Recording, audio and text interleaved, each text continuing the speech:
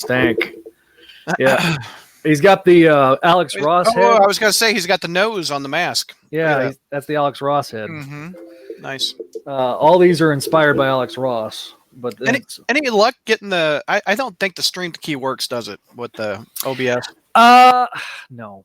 Yeah, I don't. I couldn't. That's why people do the restream stuff. If I subscribe to StreamYard for $10 a month, it would send it to both places. But this is working fine. I think that if for free, I would probably pay $10 if we didn't have this. But and my only thing is if we could figure it out. You can take me off full screen now, Douglas. Oh yeah. I'm sorry. Whoops. There you are. But it's just, to me, we have such a bigger audience on Facebook right now. I just would, it'd be interesting to see if we could, if we would get more cross promoting. Yeah. That way. Well, we could do a live chat on Facebook. It generally, I don't know. We'll figure it out. Yeah. All right, here comes George. What's up, sir? Oh, he brought the sexy back. He brought the sexy back. That was like Elmo. That was supposed to be. Elmo, who's my favorite? Wow. Here, let me.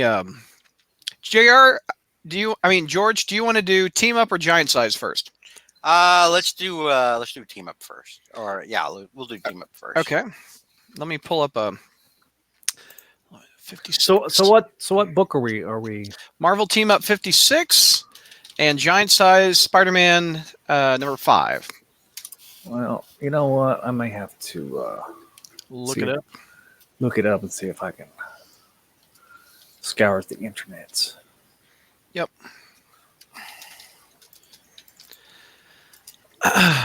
On this one, I dragged out my original giant size Spider-Man and Madden thing with the with the smell of rotting pulp. Oh, nice rotting pulp. Rotting wood pulp. Yes. I can't get a good full size image because this comic is not on Marvel Unlimited. There's one. It's not on Marvel Unlimited. Hang on, I got it. 56, you said? Yeah. Here, I got one. I got a good big size image of it. Okay, open image in new tab. Well, I'll have the issue in just a second. No, I've got it. I've got it in the tab. I can read it along in a tab. Okay, we are live, by the way, George. Yeah, I know. I just shared the link on Discord and Facebook. So, hello, 4 viewers. I am ready if you are, George. Let me close some tabs.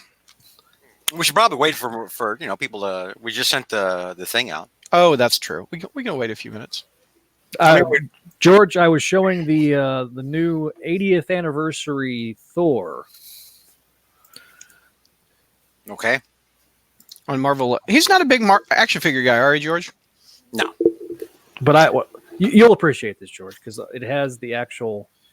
Now that's cool. That's cool. The inscription. If I still wasted money on things, I would. That's fine, George. No. I have covered this before. I was just like, I can get an action figure, or I can put gas in my damn car. Yeah, that's true. That is very true. That's 20. Very true. What are they up to? $20 now? Yeah, I can't. I can't justify the cost anymore. Yeah. Of an action figure, I can't. All right. Let's see. By the way, I have props for this episode, and I thought it probably won't be good in the part that I edit for the podcast because you can't see what I'm doing. But I went for YouTubers, the 6 that are watching you. We just wrapped up 2 hours of Spider history, and whoops, didn't mean to full screen me. So in that time, I got a new drink. I went outside, fed the dog. I went outside. During the podcast, I saw I had an email that some mail was delivered today. So I have. What is that? That's JR. JR fiddling with his hearing aid. Okay. Hey, what? So I fed the dog. I got a new Mountain Dew. I went outside because I had mail delivered. I had it in the mailbox. I had something delivered on the front porch. I'm like, oh, okay, what this is. So, first ever crawl space unboxing. Oh, All right, here we go. You What ready is for Unbox this? Therapy? Unbox therapy. So the thing that was in the mailbox was something that is like kryptonite to George. Are you ready for this? Far From Home on Blu-ray was in the So multiple I'm like, well, that's kind of a different cover than the movie poster. It's just as bad.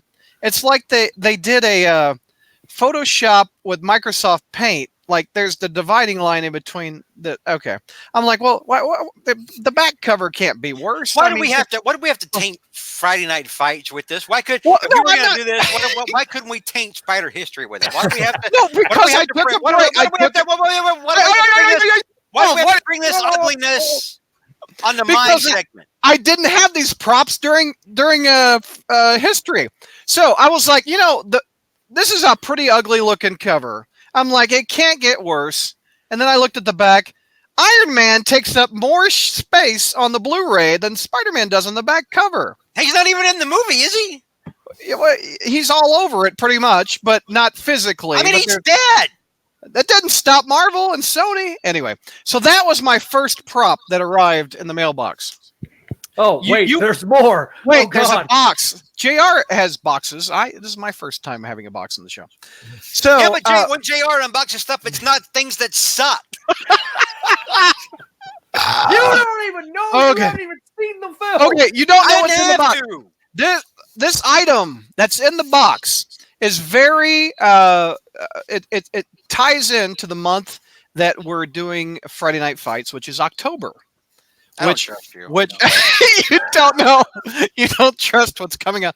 This is like the movie Seven. What's in the box? You will literally spend money on any damn thing. Here, hold on. Let me drink out of my Iron Man cup. Hold on. Okay. How dare so- you? The item. How dare you? On the item in this box. Oh, George is gone. George has left the podcast. I you guys want to see what the box is? no. Yes, McNulty. I am punishing George. He left without finding out what's in the box. I'm waiting until he comes back. What's in the box he will like. Oh no! I can't believe George is gone. I was about to say, since we're talking about toys, I recently God. ordered this. Let me take a look. Let me look. This is- Take a look. Oh. What is that? That's cute. It's like a mini mate or something like that. It was. I like that. I just ordered it off Amazon. I had a. I like that. Actually, it's kind of funny. I had a coupon or whatever because Spencer. I order Spencer contact lenses, a year's Okay. worth of contact lenses, and so I get a rebate. But the rebate always comes in the form of something impractical, and so I was like down to the point where I had to use it. So yeah. why not buy stupid little Show toys? George. He brought the sexy back Bearman. I like how you show. Now look at what JR just got in the mail. You like that? That's kind of cute. That's better It's than better- anything that you have. Yeah, Okay. better than Far From What? Home. right? Okay, before What? I waited till you came back. You're looking what's in this box. Why? So- because you're gonna like what's in this box. It's tying into Friday Night Fights of October. October. What happens in October? Halloween. So Just get it over with. So I get all of my damn segments. this is like Wait. Geraldo with the damn vault. So when I was 5 years old, I dressed up like Spider-Man. And I've slowly been collecting things from my childhood of Spider-Man that I distinctly remember that I had. And I had this in 1979. This is a 40-year-old thing. I'm opening out of this box. Oh no, you already showed me that. I already knew about this. Stop. Here it is. Take a look at this. I already said This- this was cool. This is a Spider-Man Halloween bucket that I had when I was a kid. It's got the handle, and it even has this paper attached to it that says does it say trick or treat? Yeah, trick or treat on it. And I got this off of eBay. I've been looking for this forever. And the thing is about this Halloween bucket, a lot of little kids used to beat their friends up with it, used to take it and whack it. And so the Spider-Man, yes, you didn't. A lot of little kids used to commit assault on each other. So all the little kids, the black part around the eyes was always All the scratched. kids, meaning Brad, meaning a Brad. Give me that your could- Snicker that- bar, kid. Meaning Give me- Brad that couldn't use his words like a big boy and could just, Let me get this. just would just Let me get hulk this out and hit box. things. Let me get this box of the fins out of the way. Hold on. Okay, so if you look on eBay, if you search up this thing on eBay, all the eyes are pretty much scratched, and this one is not. It is near perfect. It's mint. It's 40-year-old mint. It's even got the tag that every kid ripped off right when they got it. So the guy said that it was a warehouse find. He found it in a warehouse, so it's brand new. Hold, let me take a whiff. Yeah, it smells like 40-year-old plastic. You're getting high off the eBay purchase. Can we please move on? It is only 11 o'clock. Can we please move on? Yeah. Okay. Anyway, happy Halloween, crawl spacers from 40-year-old Spider-Man head. There you go. Here, here. I'll just put that down here Oh, for the whole show. There you go. Actually, hold on. 1 second. George got what I was thinking. I'm sorry. Okay, hold on. What a friend we have in Jesus. Okay, it's a 2-shot now. Okay, here we go. This is how we're going to do Fight Club for this month. Okay, we ready? Matt says George is back. Welcome. You're just gonna sit there playing with the damn head the entire Excuse time. me? I'm trying. That's what she said.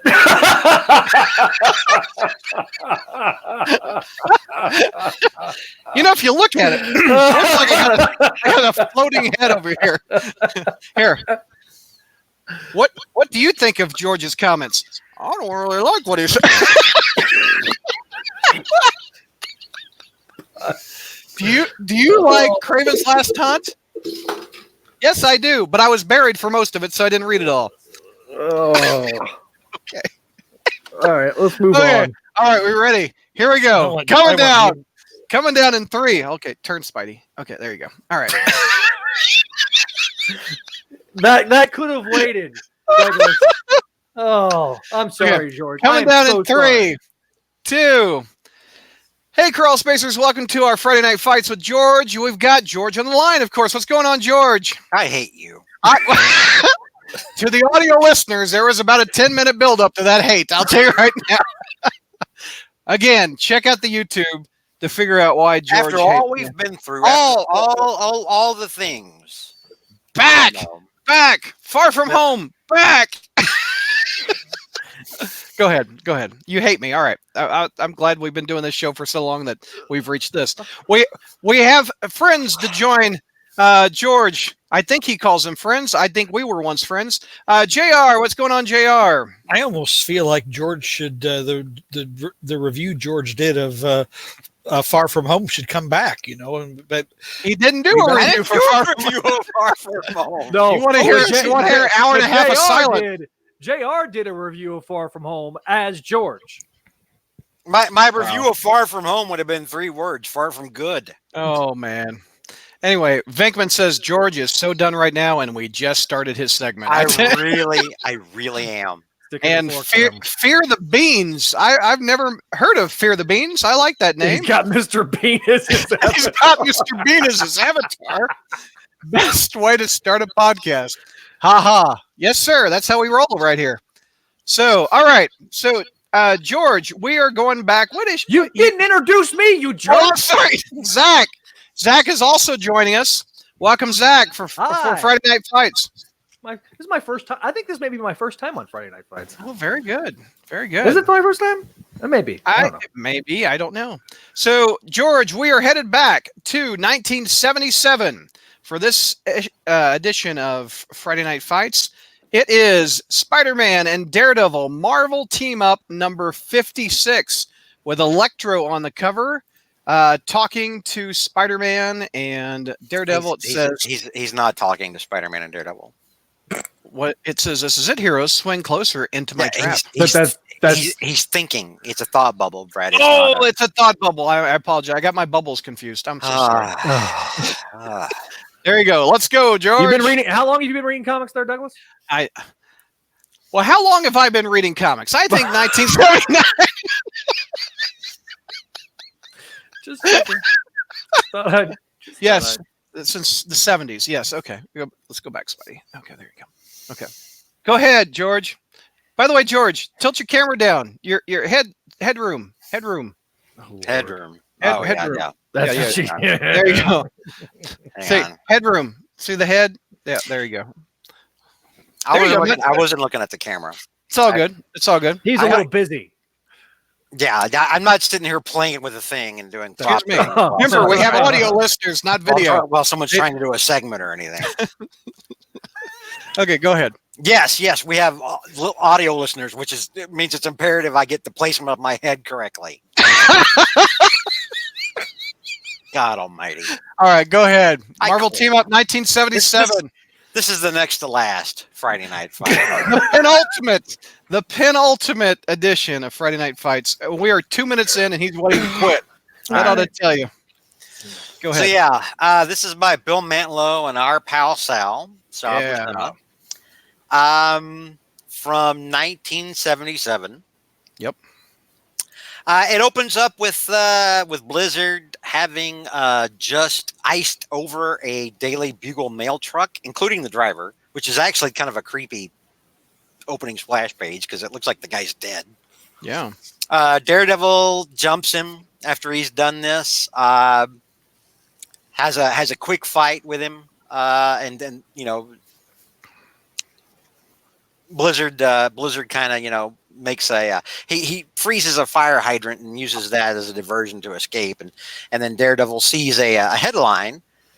The entire point of this was Blizzard trying to stop the Daily Bugle from delivering papers. All right, and it says help is on the way. The headline on the paper says help is on the way. Black says, but mail strike continues. It's an odd headline, right? You'll see why later. So, of course, we're not. This is Spidey Friday Night Fights, not Daredevil Friday Night Fights. So we'll swing forward a little bit. I get it because it's. I understood that reference. Yeah. All right. Wow. Anyway, By the way, Spaghetti Productions, I think, is one of my students. So, hello, student. Eyes in the Hello. upper third. That is a lesson I taught you, isn't it? Very good. Nice. Does this mean like we have to be on our best behavior? or Please something? do. Please do. So he doesn't get fired. Yeah. you mean there's people that actually listen to Brad Douglas? Oh my Yeah. God! Oh, wow. You poor You unfortunate get souls. an F, George. You get an F. Go ahead. You poor unfortunate souls. All right. So Peter goes into the Daily Bugle, and he notices a lot of goon-looking types around the office. Okay. Glory is trying to, get Peter to leave. She says, "Look, Peter, I told you not to come in when you called." His spider sense is going off. There's all kinds of goons around in suits, smoking. Reaching into their coats like they got guns. He hears a commotion from Robbie's office. That sounds like somebody knocked Robbie out. So Peter tries to storm the door, and of course these goons throw him down because he can't wipe the floor with these people because then people like Glory are going to be like, up. dude, when did Peter Parker take a power up, right? Like a video game reference, yes. Right. So these guys are drawing guns. Peter manages to duck away towards Jonah's office. He thinks he's going to use Jonah's office, as a sort of as a way to find something out. And then he notices Jonah's inside his office. There's goons holding him down.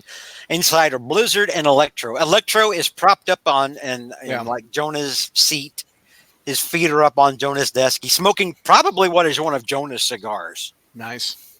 And Jonah could not be more irate, right? Then they bring in somebody from another room, and it turns out to be Barney. Was it in Barney? J.R. Barney Bushkin? Mm-hmm, mm-hmm. Yeah, From the Globe? the editor of the Daily Globe. Okay, got it. And it's JR's counterpart at a rival paper. And of course, he brings him in. They start arguing. I don't really know why this guy was there. Unless the Daily Globe was under the same thing and being blackmailed by Electro and Blizzard too. I didn't remember or didn't notice. Either way, they start arguing. And then Electro holds up the same paper that Daredevil saw, the same edition. Help is on the way, Black says, but mail strike continues. And he Electro points out, it's like, there's nobody named Black that's in a, position of power in the city. And then he uses his Electro, powers to his finger to burn away the headline until it says help blackmail. Mm-hmm. And he realizes that with the addition that Jonah Jameson is trying to signal to the outside world that they're being blackmailed inside the office. They're being held hostage inside the office. So he printed up a whole newspaper to say, help, I'm being... Yes. Oh, wow. Yeah, that was actually very clever. Wow. Don't stop the presses. I'm being held up. Right. Yeah, that was actually very clever. Wow. I didn't know that. That's funny. And so basically the entire thing is an extortion scheme from Blackmail and Blizzard, who are trying to squeeze From money Blackmail out of and Blizzard? What did I say? From Electro. From Blizzard. Electro. That would be actually a good villain. I'm sorry. Name, Blackmail. It's very late. So We're so still anyway, up, though, aren't we? Yeah, I know. So while Electro is threatening J. Jonah Jameson, Daredevil swings in, hits Electro from behind because Electro doesn't have Electro sense. So it's easy. That's shocking. Yeah. Oh God.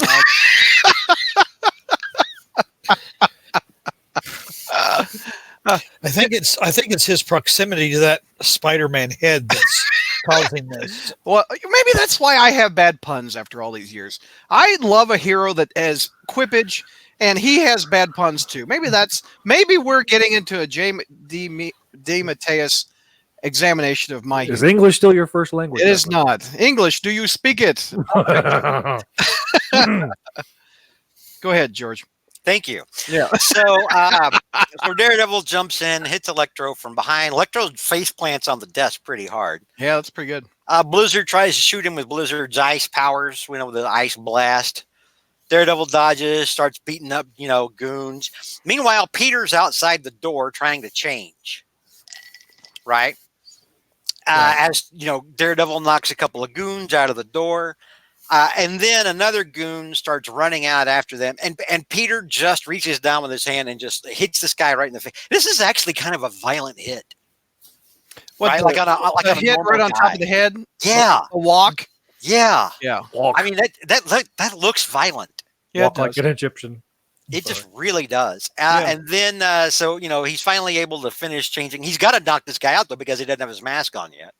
Mm-hmm. Can't have this guy seeing him. So he knocks this guy out, finally has his mask on, uses impact webbing against the jaw of another guy inside the room, to knock somebody else out.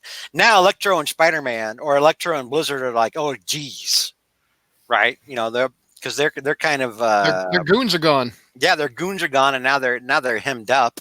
Mm-hmm. Spider-Man drops down into the doorway and is about to try to go after Electro and Blizzard, and then he gets hit by Daredevil, who's running out of the door. Right, like they collide. Boom. Oh, you know why he did that? Daredevil can't see. Daredevil. Oh God.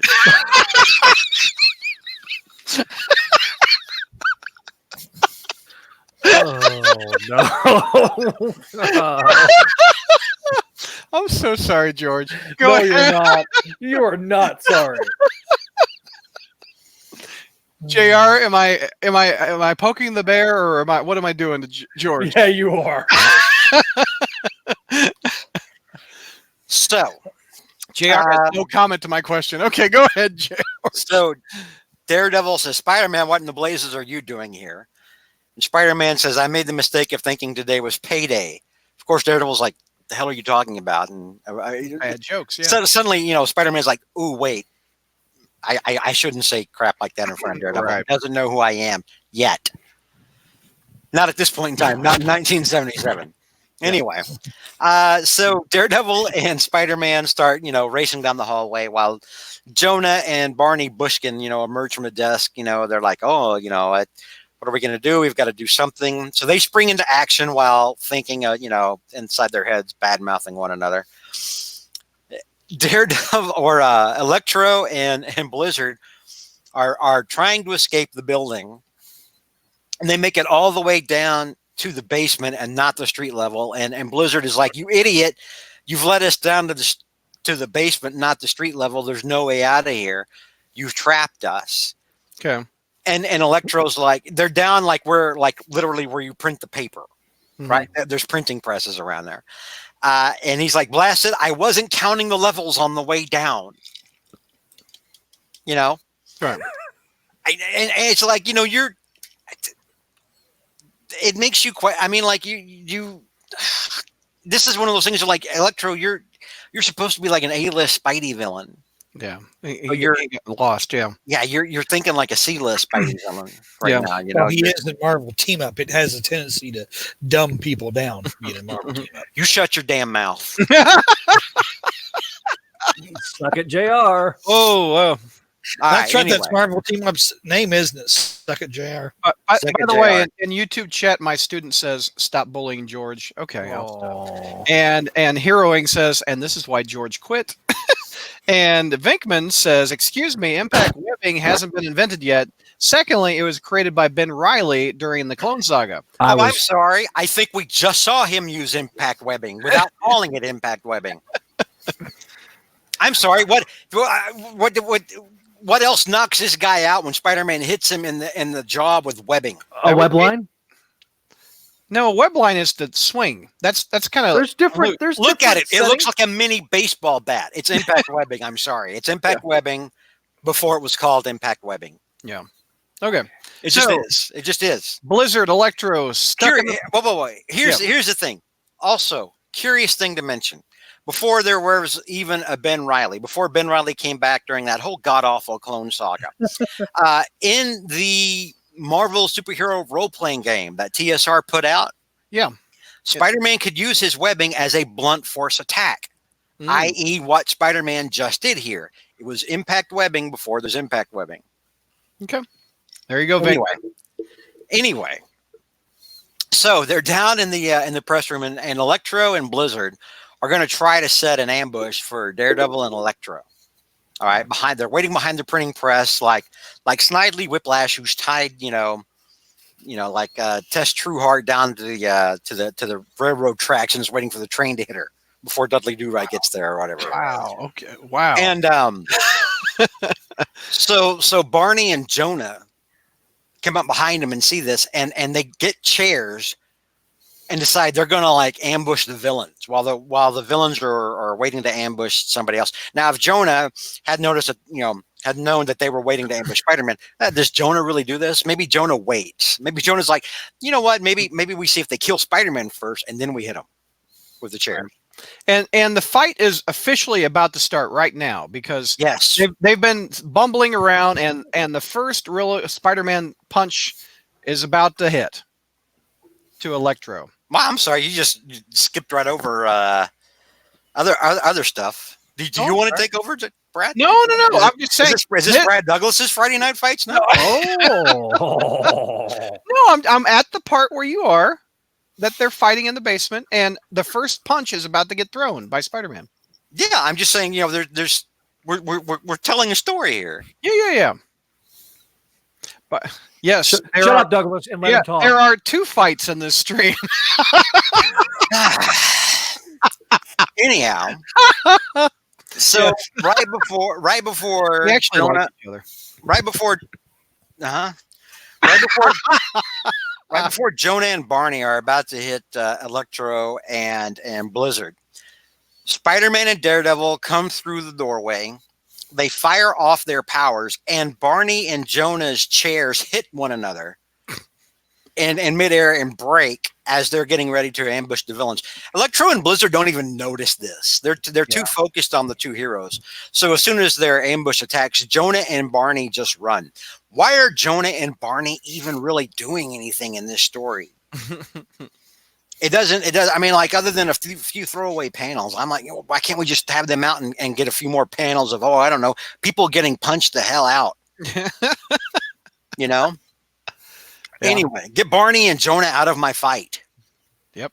Anyway, so Daredevil swings at Blizzard, right? Knocks him on his feet. Spider-Man gives Electro a good, what is that? A left cross, left hook. Left Whatever. hook right to the jaw. Right, Yep. yeah, right to the jaw. Electro answers by trying to zap him. Spider-Man dodges out of the way. This is a nice fight. I like this fight because they're fighting in an enclosed space. Yeah, it's tight. Yep. So even Spider-Man's ability to move is still kind of limited. Yeah. So they're shooting in a very enclosed space. Daredevil and Spider-Man are trying to maneuver and be agile in a very enclosed space. It's probably a little tougher for him to dodge Electro's attacks, but he's still managing to do it. Except Electro finally gets lucky and hits a web line, and Spider-Man's falling right towards the printing press, which I don't know is suddenly active. Because remember, we've already printed the issues. We've already printed the edition earlier. Yeah. But for some reason, the printing press is still going. So Spider-Man's hurtling towards the printing press. Blizzard attacks Daredevil, but then Daredevil dodges, and it makes an ice slide. Remember how like Iceman used to like ride the ice? Totally slide? looks like Amazing Friends right there. It does. And the ice slide goes over the press and manages to break Spider-Man's fall, so he doesn't fall into the printing press.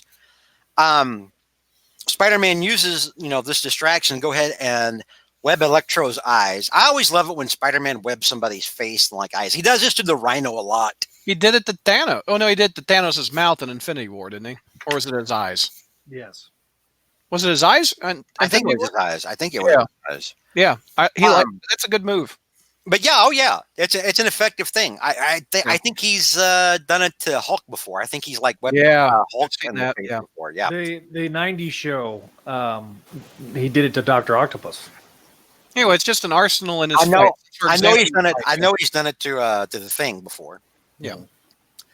And he's done it to the Human Torch before, although it doesn't work as well on the Torch because the Torch just burns it off. He's like, way to waste your web fluid. Anyway, so webs Electro in the face, but now instead of, immediately trying to get it off, Electro is just throwing, lightning bolts everywhere. Right. So Spider-Man's trying to dodge that. Meanwhile, Blizzard's closing in on Daredevil, who's trying to get back up. Spider-Man is swinging around, has Daredevil try to hit him. And this is another one of those things, like I always point out, like when how Spider-Man is able to effectively fight like entire groups at a time, like the Sinister Six, or I don't know, incompetent enemies like the X-Men. He's able to use their powers against them, right? With his agility, trying to line things up, trying to have people attack, him this way. Oops, I'm not here. Now you just hit somebody else, right? He does it to the Sinister Six. It's kind of like a bullfighting. You have the bull run at the flag and poof, flip it out. Yep. It is very much like bullfighting, and I'm astonished that someone of your limited intelligence could make the connection. Well, your expertise is bullshit. Never mind. Okay. If his student wasn't here, he'd actually say. Oh yeah, we'd go PG-13. Anyway, so Spider-Man dodges, and Electro, his blast that he was aiming for Spidey, winds up hitting Blizzard as Blizzard's firing. His ice powers off. So the electricity melts his ice, right? Which I don't even know if that's how that would work, but oh well, it's comics. Yeah. Turns it into steam, and then suddenly steam turns into Blizzard's Achilles heel. He's like, no, the steam, it's touching my Sub-Zero body. I'm freezing. And then suddenly he's just encased in ice. And I'm like, Hoss, that is a serious design flaw. Wow. Yeah. Didn't think that one through, Steam? No, yeah. Your powers are ice. What did you think was going to happen on a hot day? No, yeah. Yeah. Right? No, not well played, bro. Not well played. No, this ain't it, Chief. you know? So finally, Electro has managed to peel the webbing off of his face, which doesn't make sense because by this time, the webbing, even at this point in time, hardens to like she said. Hardens as hard as steel cable. Right. Within 30 within an hour, so he shouldn't be within 30 seconds. He shouldn't be able to pull it off so quickly. He shouldn't be able to pull it off unless he's also pulling off chunks of his mask. Yeah. but that's not happening. But it's but, comics, you know. It's magic. Maybe he's loosened it up with with lightning. Who knows? Or maybe Stat- Peter was static- broke this month, and the chemical compound, he couldn't afford all the elements. Maybe it was just a little lighter version. You shut your mouth. No, it's a no prize. I'm trying to get a no prize out of Marvel. Remember those? What, the empty envelope? Exactly. The empty envelope. Stanley. So Spider-Man and Daredevil are now both closing in on Electro, and they both hit him. And another one of those great panels that only our pal Sal can give us. Sal has done this panel several times. He where the has. villain is coming right at you. Where I somebody love that. just gets decked. Yeah. I've always loved Sal Buscema's fights. Yeah, no doubt. Him and his brother both always could draw a very physical, very impacting fight. The only time it did not work out really well was when he hit his pregnant wife. Why do you want to bring stuff like that up? Why you want to bring that into this place of honor? But I'm sorry. I just, it was No, you're just as bad as Brad with the How?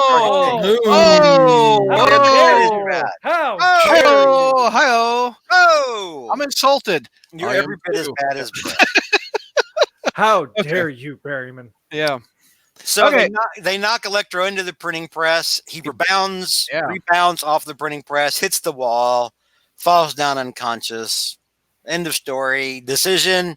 Spider-Man and Daredevil win. Spider-Man could have won this by himself. He could have, yeah. He really Daredevil was just in the way, but it was team up, so he had to have a. Spider-Man was never in danger once, really. Here's the thing: while he was falling towards the printing press, and Daredevil got Blizzard to attack him, and it made that ice light, Spider-Man was going to get out of it. Yeah, come on, it's Spider-Man. He was going to get out. If anything, Daredevil was in the way of this. If anything, Daredevil was in the way. Yeah, I mean, Spider-Man could have ended this fight up above by Jonah's office had Daredevil not buffooned his way through the door and hit Spider-Man. Yeah. You know, stay in your lane. Stay in your lane. Go back teaming up with Black Widow in your books, Daredevil, back in the 70s. Ironically, next issue, Black Widow. Black Widow, yeah. Talking about that in 1977. That's when this The issue came out. long-awaited return. JR, of Scarlett Johansson. Do you remember this issue? Did you like this issue? What are your thoughts on this issue? You've been very quiet. Yeah, JR, you were what on your third marriage when this came out? 1977. That was the Well, year-long marriage. It was a typical issue of Marvel team up. I mean, it was what it was. Another 17 page. Well, it was a real short one, right? 17 pages is what they were at the time. Yeah. So it was an unremarkable story. But it's funny to kind of read the old Daredevil stories where before he gets his Frank Miller upgrade, So Before he takes a level in badass. Yeah. Yeah. I need to read all those original Daredevils up to Frank Miller. Are they awful? it's just he's almost like he's a jokey villain. I mean, always doing jokes and things like that. He doesn't have anything special about him, and then Frank Miller just kind of gives him that edge. Is he more just a Spider-Man clone before Frank Miller? No, not a Spider-Man clone. It's more like a poor man's Batman almost. Batman. Yeah. It's like pre Frank Miller. You're looking at Daredevil on the stand, or you're looking at Batman, and you're like, Daredevil. I mean Batman. Gonna grab Batman, yeah. But then after Frank Miller starts writing him, then suddenly he's way more three dimensional. He has heavy flaws. Yeah. And his villains have, the villain, the Bullseye, has a real nasty edge to him. And then of course Miller brings in the Kingpin, which is the Kingpin, Elektra, all that good stuff. It's neat to. I think one of the biggest pros out of this issue is Sal Buscema's art. It is. The writing by Matt Lowe, he could have done a little bit better, but Sal Buscema always delivers. It's passable for a 1977 story. Yeah, and you only paid how much? 30 cents. Yeah, 77. Yeah, money well spent. I'd have bought this in 77 and been like, woo, another fun Spider-Man story. Yeah. A couple questions from YouTube before we wrap this episode up. Matt Bird says, George or Brad, don't either of you remember the Incredible Hulk episode titled Stop the Presses? Wouldn't it be cool if the Hulk was in this Marvel team up? I do. We're talking about Bill Bixby. This fight would have been over real quick. Yeah. Where Bill Bixby and this is only Electro and Blizzard, folks. This is not like Abomination. Yeah, the Hulk would have just torn up the bugle and just said, I'm done. This fight would have been over. Web It's been a 3-page issue.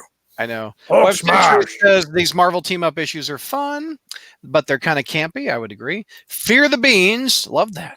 He seemed almost like a James Bond-esque character. I felt. Who? Daredevil? I think he means Daredevil, but I don't know. I just don't see. I see more. That's not true. I was about to say I see Moon Knight more as James Bond. But that's not true. I see Moon Knight more as like a Shadow. Batman.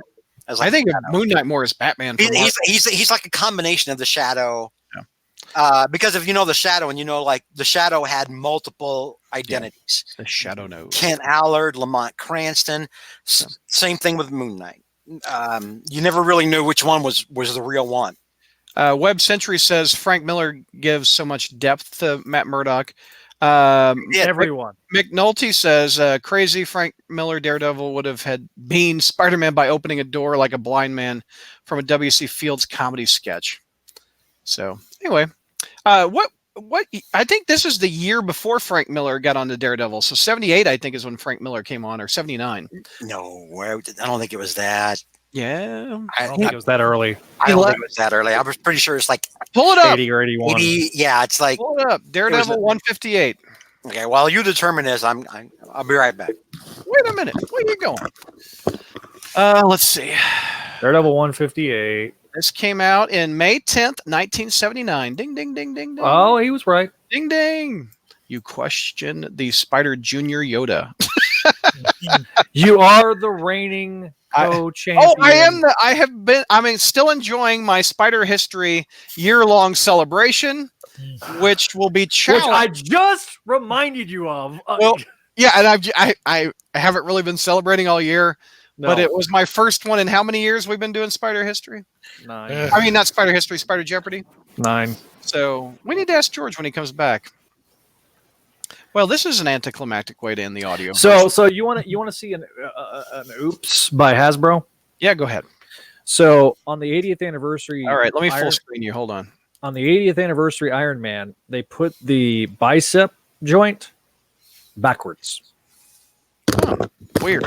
That's the outside. Get that crap off the screen when we're doing Friday night fights. Well, Well, you you just How left. dare you? How dare you? You just left. I was How show- dare you? No. How dare you throw Iron Man up here? First of all, you weren't here, and I was trying to fill up. Wait, the no. If You you left in the middle of your segment, George. What happened? I had to go to the bathroom. Oh, You know how much coffee I've drunk tonight just so I can stay up? hey, So I that can get the abuse from you saying, hey, look, George, look at the Far From Home cover. And all this other crap. You know how much coffee I've had to drink tonight just so I can stay up? Look, listen, this is Joiner. If you want your own segment, if you want like Zach's hour of suck or whatever, all right, so that you can hold up your little Iron Man dolls or whatever, and that's fine. Then do it on there. Have playtime on there. Bring in, Zach's hour of. all right. Bring in your little Iron Man doll and play around it. Okay, keep that off of Friday Night Fight. This is hallowed ground. No, get it out of there. Get it out of there. You I think I need a drink. bird. God damn it. See, you don't yell at Douglas. You yell at me. That is hypocritical, sir. That is very hypocritical. Oh, God. All right. So that's October, folks. Happy Halloween, Yeah, everybody. happy Halloween. Go get your trick or treat candy in a Spider-Man head bucket from 40 years ago. I hate you all. Thank you. Hey, look, Web we have Century. bookends. That's Thank how you started the episode, George. Okay. Well, that was fun. I love you, George. Okay. Mostly. So let me see here. If you want your whole Coming hour, next if month you on want the your Zach hour Junior of Hour. stuff, God dang, that was funny. Damn. So necessarily harsh. I missed you guys. Oh man, it's on for several months, and George just decapitates the poor kid. I mean, my gosh. Good. You want your hour of suck? Web Century says, I always feel sorry for Zach when George turns into him, but he does it so well you can't help but like him. Listen, I've had plenty of years to perfect that. Web That Century. was really funny. Okay, coming down. McNulty says, actually, Zach's segment should be called the Flower Hour. Oh. And this is what George quit. Okay. Okay, we Brought ready? to you by Zach Joyner and the Light Crust Doughboys. Coming down in 3, 2, 1. Hey, folks. Welcome to our November Friday Night Fights with George. George, what's going on, sir? Boy, Halloween sure was fun. Had a really good time. Did you have a lot of kids trick or treat at your house? Sure. What do you hand out to the kids? Advice. Stay All in right. school.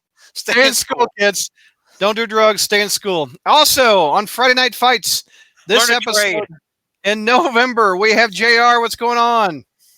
Hello. All right. Hello.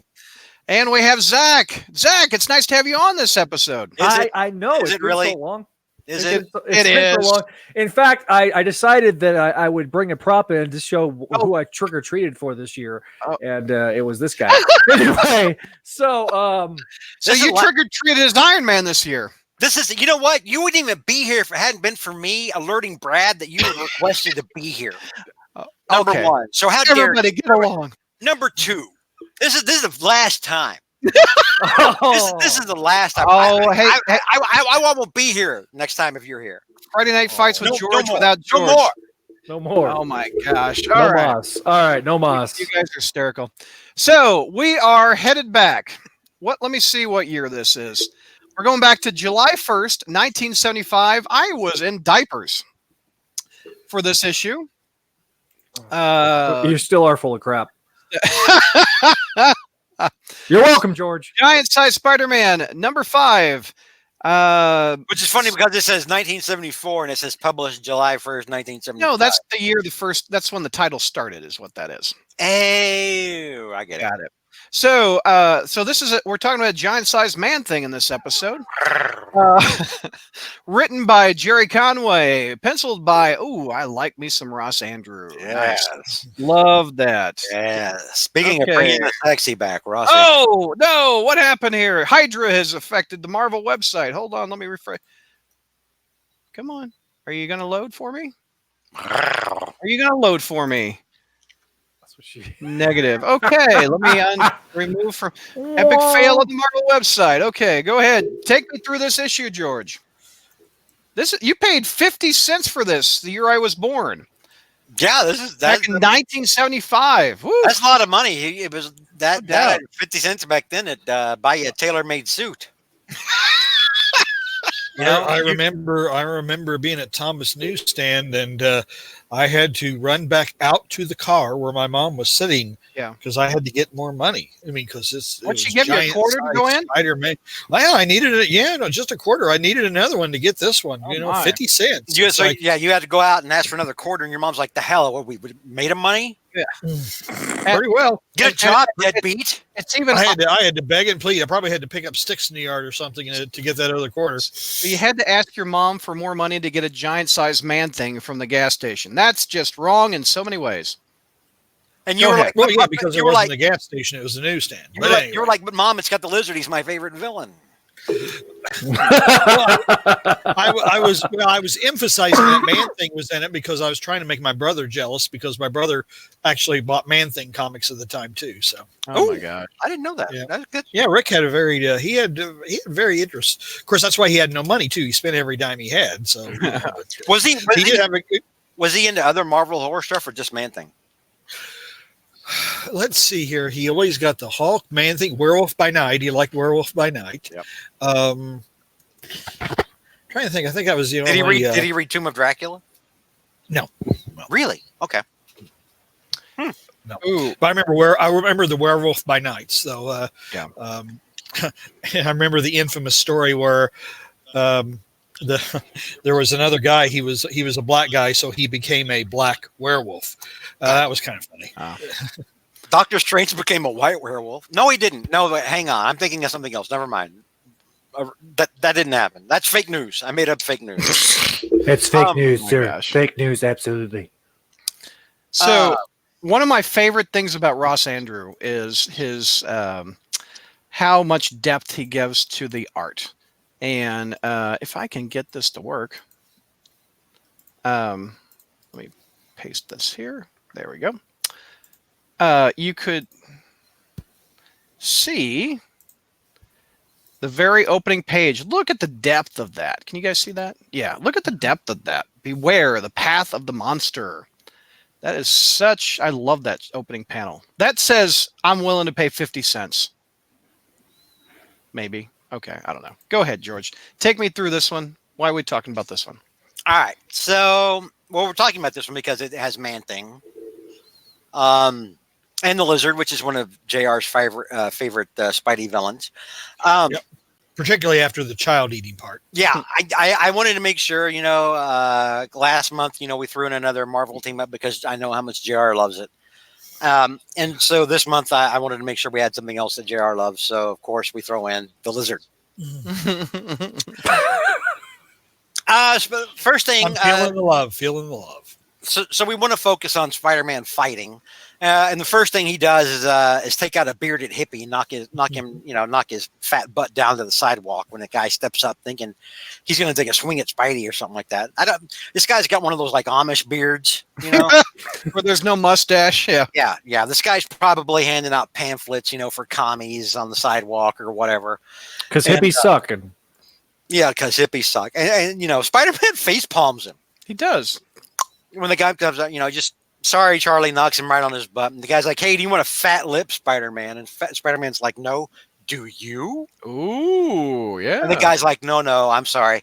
I recognize you as the Alpha. I'll just stay here on the sidewalk and be the Beta that I am. Fear the Bean says it's Fat Sabretooth. It is Fat Sabretooth.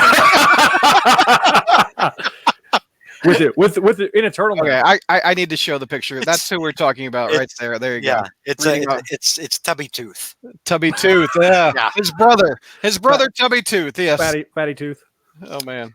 So while Spider-Man has just taken down this hippie, he sees a news report on the TV. There's like a TV store, department store, and he's watching the newscast, and it's talking about.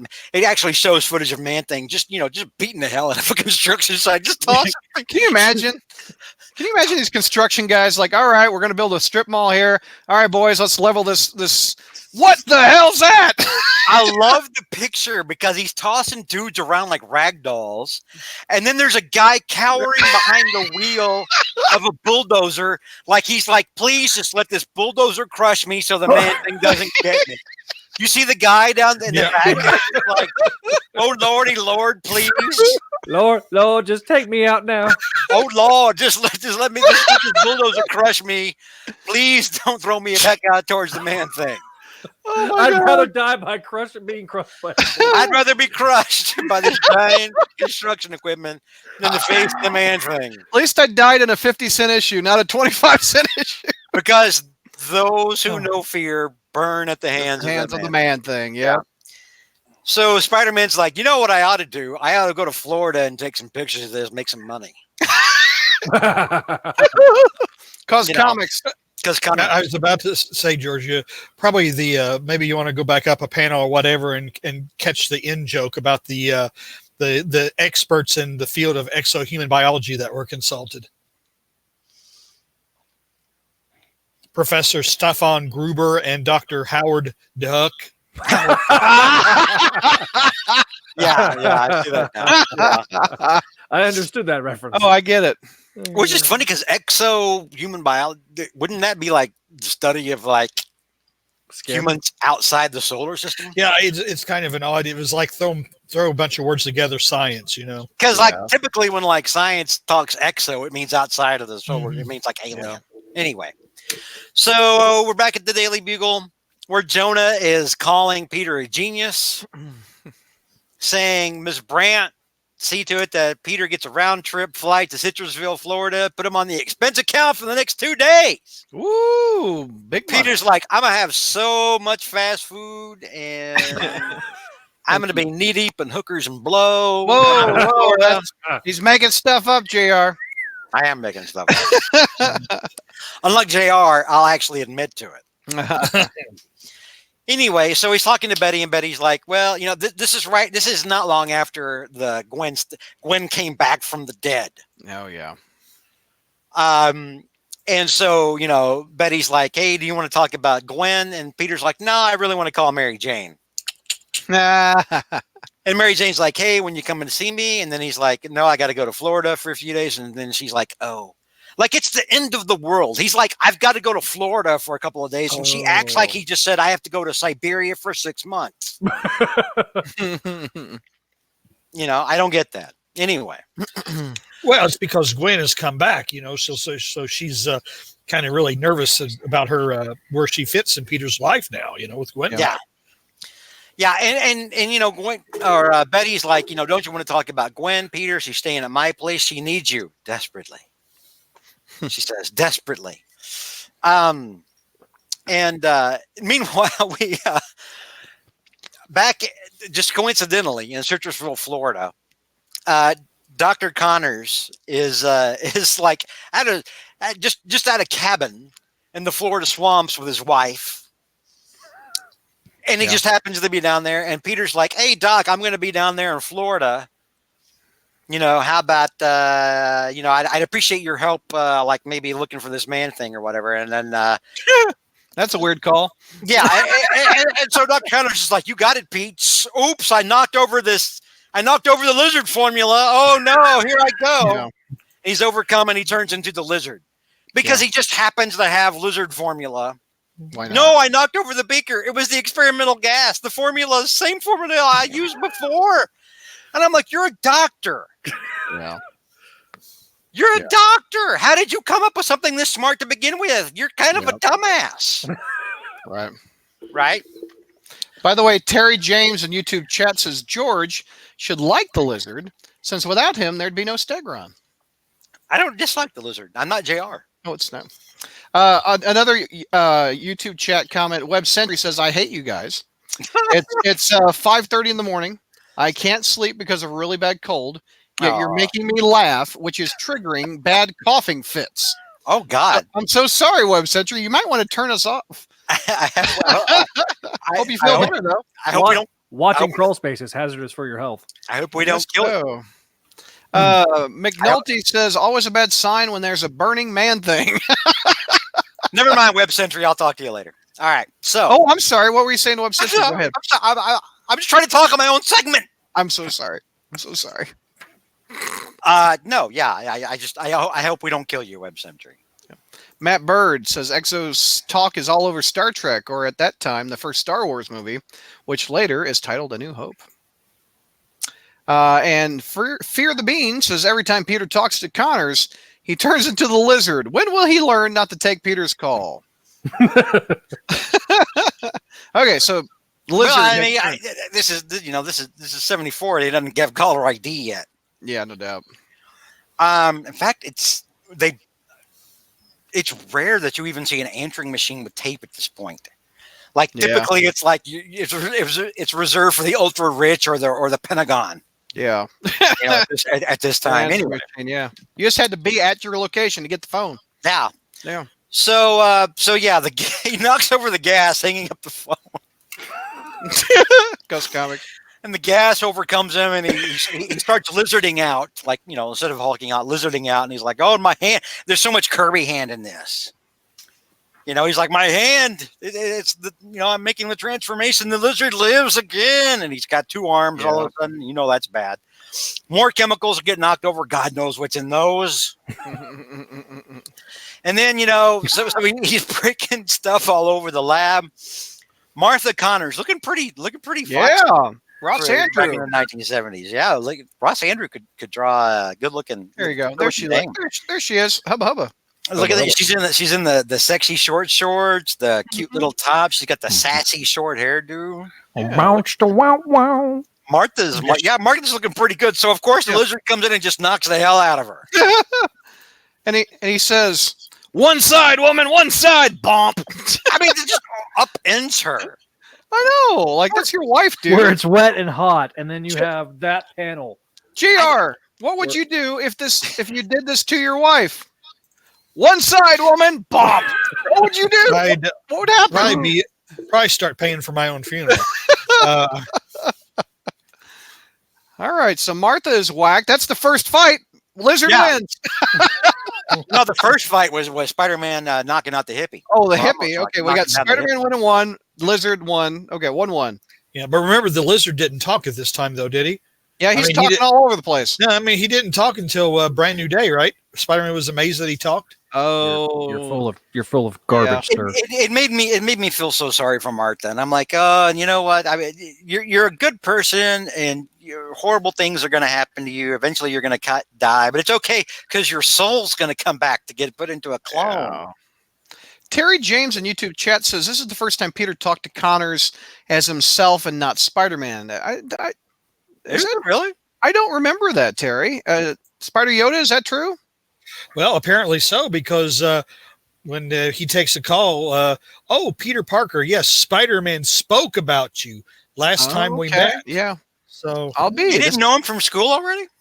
Maybe not. Not Well, yet. he lived down in was Florida. Connors didn't come up and become a member of the ESU faculty until really just about, I think, that Mantlo's early run on Spectacular Spider-Man. Yeah. Because Peter was always having to go to Spidey was always having to go down to Florida, Yeah. to, So it was just easier for the lizard to come up and fight in New York. yeah, and then like the lizard, when the lizard got Carnage got brought to New York, I think for the Tablet Saga. Stone Tablet Saga. So. All right. So he knocks him out, poor Martha, and he bolts out of their summer swamp cabin. And he's like, he busts out. He's like, "Who was that mammal? She seemed to know me. Perhaps that was Connor's mate." You think he'd know Martha by now? He's like, "But it's no concern of mine. Only one creature concerns me: the Man Thing." He's got Man Thing on the mind, which explains why he knocked out how does the hot George- chick. How does George usually do it? Arrgh. Yeah, that's it. Yep. And he's like, "For some reason, I wish to find that monster, and once I find him, I will use him against the world." Yeah. Dun, What? dun, dun. Cutscene. Anyway, Spider-Man stops by Betty's place to visit not Gwen, who's freaking out because there's a new president and she doesn't understand anything that's going on, and she's even more bipolar than she usually is. This was during the original Clone Saga for the Yeah. record. So this is Clone Gwen. Yep. Anyway, which is collected. This book is collected in the Amazing Spider-Man original yeah. Clone Saga trade. so Yeah. we drop we go back down to the swamp. The Man Thing is walking around the swamp, and the Man Thing's watching this dude named Edmund Arnstead. Edmund Arnstead. This is Edmund's only appearance There's old Edmund right there. in the Marvel universe. There he is. This guy has had some sort of failed chemical business. He started out smart and promising, found a good wife who I guess later turned into a shrew. Lost his company. JR's like this old chestnut. JR. He's like, I understand this better than anyone. Yeah. This looks like my ex-wife, by the way.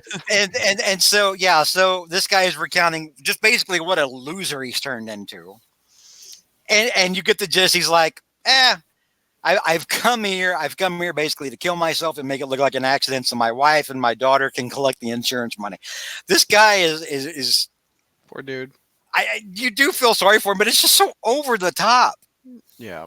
It is, and he's even got he's even bald with like the little comb over and everything. Yeah. And it's like they went out of their way to really make him just that much more of a loser. Yeah. And so the Man Thing pops up behind him, and he's like, "Oh my God, what's happening?" And he's confused. He turns around. Man Thing knocks him out of the way to dive at a croc or an alligator that's about to eat this guy, right? And so this guy's like, "Oh my God, that thing wasn't attacking me. He's after that crocodile." Which, by the way, we don't have crocodiles in the Florida swamp. We have alligators. Yeah. Anyway, so yeah, Man Thing's wrestling this gator. And, so Man Thing kills the gator, starts walking off because this guy's not afraid of Man Thing because he's like, wait a minute, I remember reading about this in the newspaper back home. That's the Man Thing. That's it. I've struck it rich. and he heads off in his car, and he's like, "Oh my God, this is a gold mine! My luck has finally turned around." And I'm like, "What?" I mean, how does this guy think he's going to make money off of this? We get to that later. By the way, Web Century in YouTube chat says JR looks like Stan Lee doing the Amazing Spider-Man 1 cameo, like he's organizing books. Yeah, there you go. And Vic, I'm just following along with George's story. I know. So So what I'm doing in my original copy of Giant Size, So. Venkman says, so technically George is actually covering something Clone Saga related on Friday Night Fights. Not by Ooh, whom it's- that was a clone, Gwen. There is a clone. We're not covering it. We're just mentioning it that this is going on at the same time. It's in the original Clone Saga trade. We give context. We've always given context on what's going on outside of the fight, like what around what time this is going on in Spider-Man's timeline, et cetera, et cetera. Yeah. We always give context for that kind of thing. We're not covering all the clone crap, all the flower people. We're not covering any of that. We're just we're leading up to the fight. Yes. So Spider-Man is running around the swamp with his camera, trying to find Dr. Connor's summer home in the swamp. Yeah. When he gets jumped by the lizard. Look at this weird hit. That's odd. He looks like a frog. Look at that. Well, he's always looked a little like a frog. He looks like Kermit the Frog ticked off right there. I don't know. But yeah, I mean, like he ambushes Spider-Man, kicks him, and Spider-Man and Spider-Sense did go off. So, this hit might have been worse otherwise. Starts swinging the tail around Spider-Man. Unfortunately for the lizard, his tail is not as considerable or powerful as Stegron's tail. So, he kicks Spider-Man, knocks him down. He's advancing on Spider-Man. Spider-Man kicks him in the face. Right in the throat, too. Jumps up, kicks him in the throat, punches him in the face. Lizard tries to hit him with the tail. Spider-Man ducks because it's not Stegron. And then Spider-Man hits him again. Spider-Man's actually doing pretty good. He's like, I got ambushed by the lizard, but I'm handling up. I'm taking care of business, right? Lizard lunges at him. He jumps up, grabs a branch, gets Lizard in like a chokehold with his feet, right? But now finally the lizard manages to utilize his tail, which suddenly is prehensile. Lizards aren't really known for their prehensile tails, but whatever. I'm trying to think of a lizard with a prehensile tail, and do chameleons have prehensile? I don't think so. Dragons aren't real. Huh? Like a tail that you can control. Like if a dog could control his tail, he could wrap it around something. Yeah. Yeah. Well, look at you with these big words. Prehensile? Yeah, that's pretty big. That's a good one. You learned that in high school biology, guys. Big. What? George is fancy with all his book learning. Yeah. Don't skip it, buddy. Now, wait a minute. George and all his fancy big city words. I know, right? He kind of wraps it around like Aquawood with an arm. I mean, when I took biology, it was in the beginning, God created the heavens and the earth. That was my biology from southwestern Indiana. All right, keep going. No, Chad is listing off things with prehensile tails: geckos, kangaroo lizards. There you go. Yeah. Fear the Bean says, if it was most lizards, the tail would just fall off. See, that's what I'm thinking, right? Yeah. I've always wanted to see that, by the way. I've always wanted to see something tear the lizard's tail off and have it grow back. Have it be wiggling around, anyway. Yeah. So. That escalated quickly. Yeah, that did escalate quickly. So we wrap Spider-Man up with the tail. Then Martha comes running out, witnesses everything. And Spider-Man's like, Mrs. Connors, no, go back. And she's like, oh, Kurt, dear Lord, Kurt. And Spider-Man's like, get out of here before he sees you. So she wants to help Spider-Man. Martha wants to help Spider-Man. And poor Martha's probably in shock. She may have a concussion. She may not be thinking properly. And maybe she's had two dogs fight in her front yard before, and this is what you do. So she She runs and she grabs the water hose and starts spraying the lizard down with the water hose. There you go. You kids, break it up here. I've got a hose. Kurt's high pressure hose. He had it installed in case of a fire. Please, Lord, let it be enough. And she starts hosing the lizard down. And the lizard yells at her and says, I am the lizard. I live for water, for moisture. I laughed so hard when I read this. I mean, I laughed until my face hurt. Because I hadn't read this. I had read it before, but I hadn't read this, I don't think, in like over 15 years. Yeah. And I read that and I died. Your feeble efforts only invigorate me. Yeah. I live for water, for moisture. There you go. Moisten. That is a classic 70s. That should be the background image for the Moisten me, primate. Moisten me. You intoxicating broodmare. Oh my gosh. Moisten me. Anyway, That's funny. so Spider-Man or Lizard knocks her, hits her again. Again, poor Martha Connors, and she's so smoking hot in this issue, and all she's doing is getting the crap kicked out of her. Yeah, Martha's doing more fighting than Spider-Man. I know. That's demonstrably false. Spider-Man has been whipping butt this entire issue. Yeah. Anyway, so in a first for Friday Night Fights.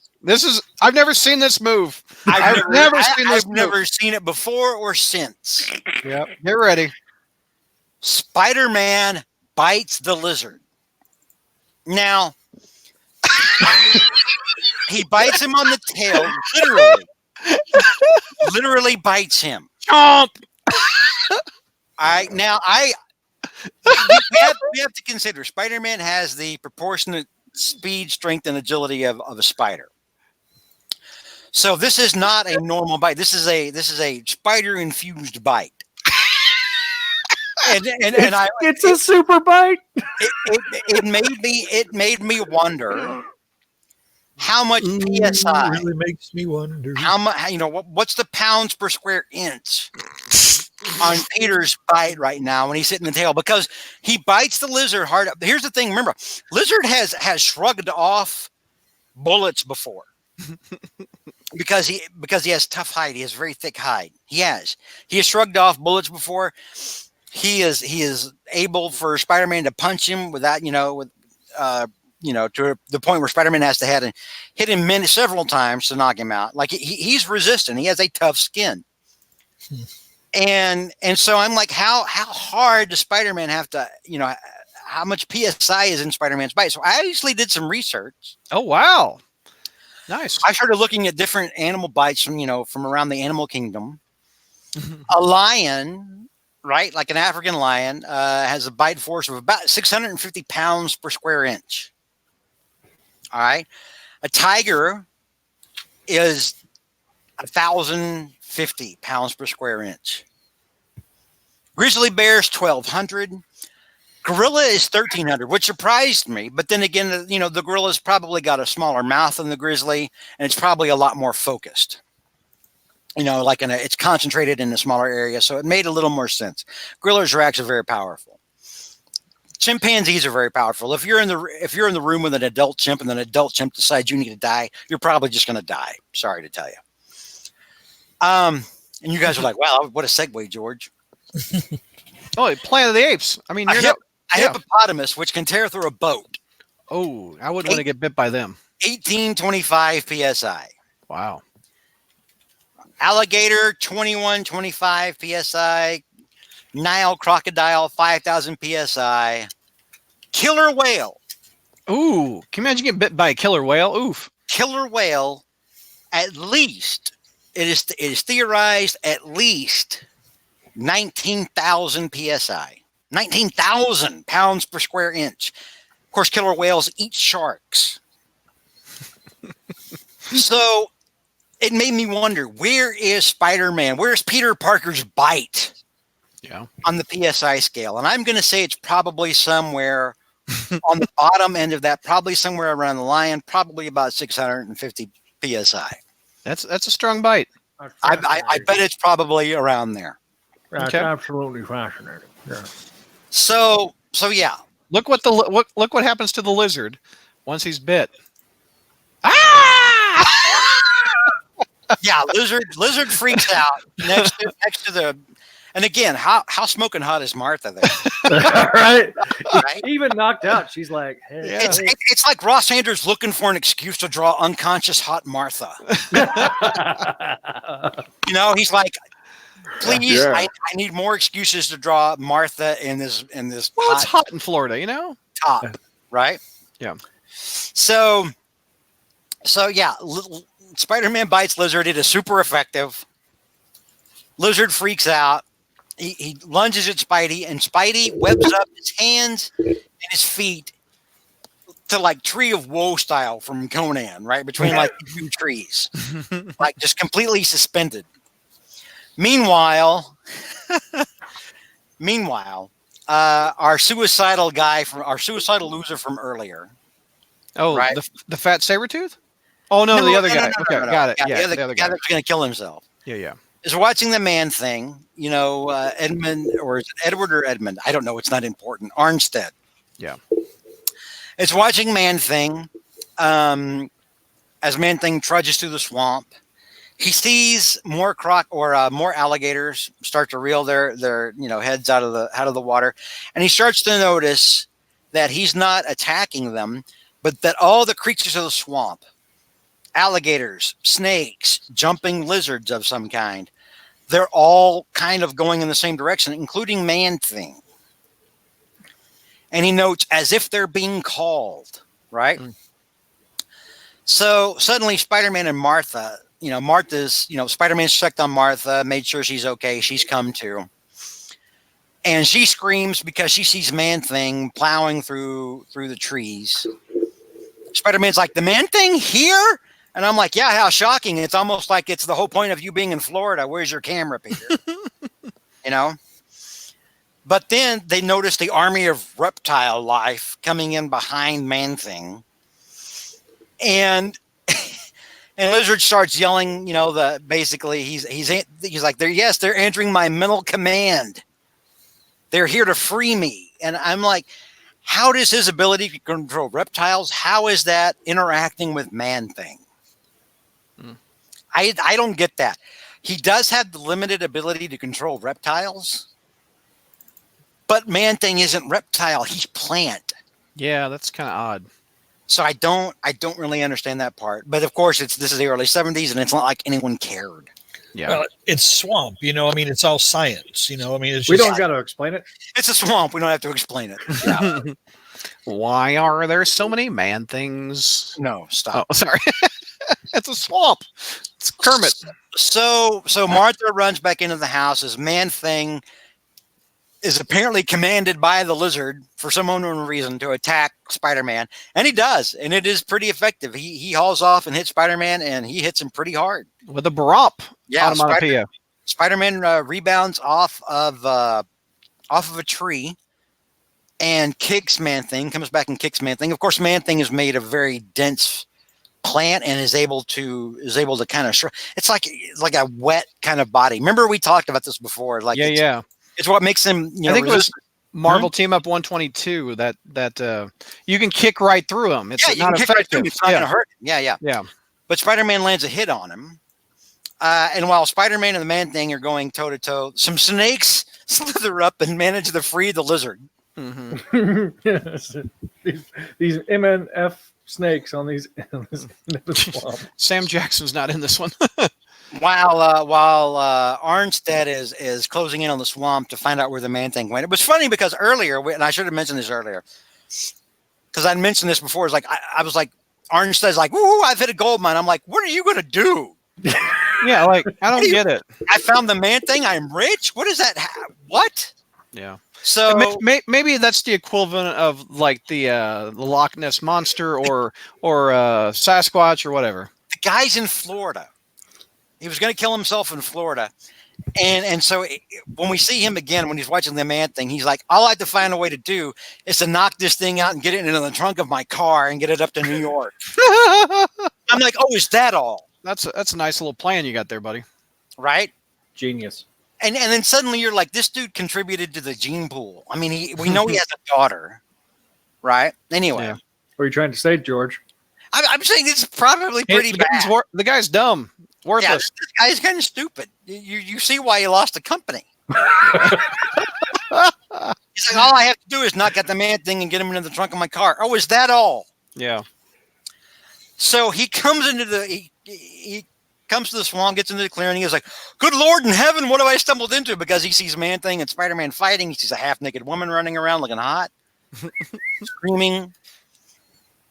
And she's like, "Listen, you have to help me." And he's like, "What are you, nuts?" And he's like, "No, it's my husband. He's responsible for all this." And he's like, "Who's your husband?" He's like, the lizard one. And this guy's like, "What the hell are you talking about? What, are you nuts? What have I stumbled into?" And he's like, "Listen, I'm a chemist. I'm not a superhero." That sounds like Star Trek Bones. I'm a chemist. How I'm a doctor. how convenient. A chemist just happened to be there, right? Yeah. So he's getting the Norman Osborn meat sweats. Mhm. Norman Osborn, Let's look The at that. patented Osborne sweat. There you go. he's getting the Norman Osborn crazy sweats. Mhm. You know, and then he's like, "Okay, fine, lady, come show me what to do." They run off. They run off to the house together, and Lizard jumped Spider-Man from behind. Round 2 for Lizard Spidey. And as Lizard jumps on Spider-Man's back, suddenly Man-Thing grabs the Lizard's tail and starts swinging him around. Like suddenly he's turned on the Lizard. Spider-Man's thinking is, I think I understand the Man-Thing's, I think I understand the Man-Thing reacts to emotions, providing a feedback to the strongest emotion around. The Lizard's rage must have overloaded the Man-Thing's emotional circuit, so now he's fighting back. And I'm like, whatever works for the story. This didn't really work for me, but it's Man-Thing and what the hell ever, right? Jets. So I'd be interested actually to see what JR's brother thought of this issue. Anyway, so I don't remember. so the fight is taking a turn with Man-Thing swinging Lizard around like a rag doll by his tail. Meanwhile, Armstead is inside with Martha working on chemicals, saying, I can only try 12 cc's of aluminum hydrochloride, 18 cc's of sodium, phenobutene or something. I don't science. Science. He's like, one error and it's ruined. I'll have to start all over, And he's getting the Norman crazy sweats. Sweats, yep. And Martha's trying to egg him on, isn't it more useless to not even try? Because this guy's like, oh, I'm such a failure. Meanwhile, while this guy's wrestling with his own demons, Spider-Man's outside just kicking the crap out of the Lizard. Look at the alligator just smiling at Spider-Man getting a punch on the Lizard. He's like, I was tired of being mind controlled. Get a good shot in there, yeah. Yeah, Lizard's like, the big alligator's like, yeah, this is kind of cool. So, but no, Spider-Man's outside, and then suddenly he gets leaped on by snakes, and the alligators come after him. He webs up the alligator's mouth, starts pulling snakes off, and then Armstead runs out. Spider-Man, the antidote, I have it. And Spider-Man's like, who? What? Who's that guy? What the hell is going on? Where am I right now? And this guy trips over a snake, and he's like, tripped. And he's got the beaker in his hand, and the beaker falls out. He goes, tripped. No, oh Lord, no. I failed again. Again. So And he's- dramatic. He's so dramatic. And he's like, yeah, this guy's thinking, oh, please, just let the snake bite me. Let it all end. I'm just a failure, right? Well, the thing is, he's afraid it's going to break, right? But I mean, they're in the swamp, right? Everything's just kind of mushy. It's just going to go. It's going to sink into the wet grass. Anyway, Spider-Man webs it. Webs the little vial, the tall thin beaker. Swings it over to Lizard, hits Lizard in the face, and then Lizard within seconds turns back into Kirk Connors. Martha's there half naked, and then Armstead's like, What the hell? in the span of seconds, the Lizard turns normal. Martha's back outside, and Spider-Man's already swinging away with like his camera around his shoulder. Man-Thing is going off into the swamp. We end this issue real fast. This Yeah. was like a Howard Mackie. It is. It's Yeah. like a Hammer film ending when like the film just ends when the castle explodes.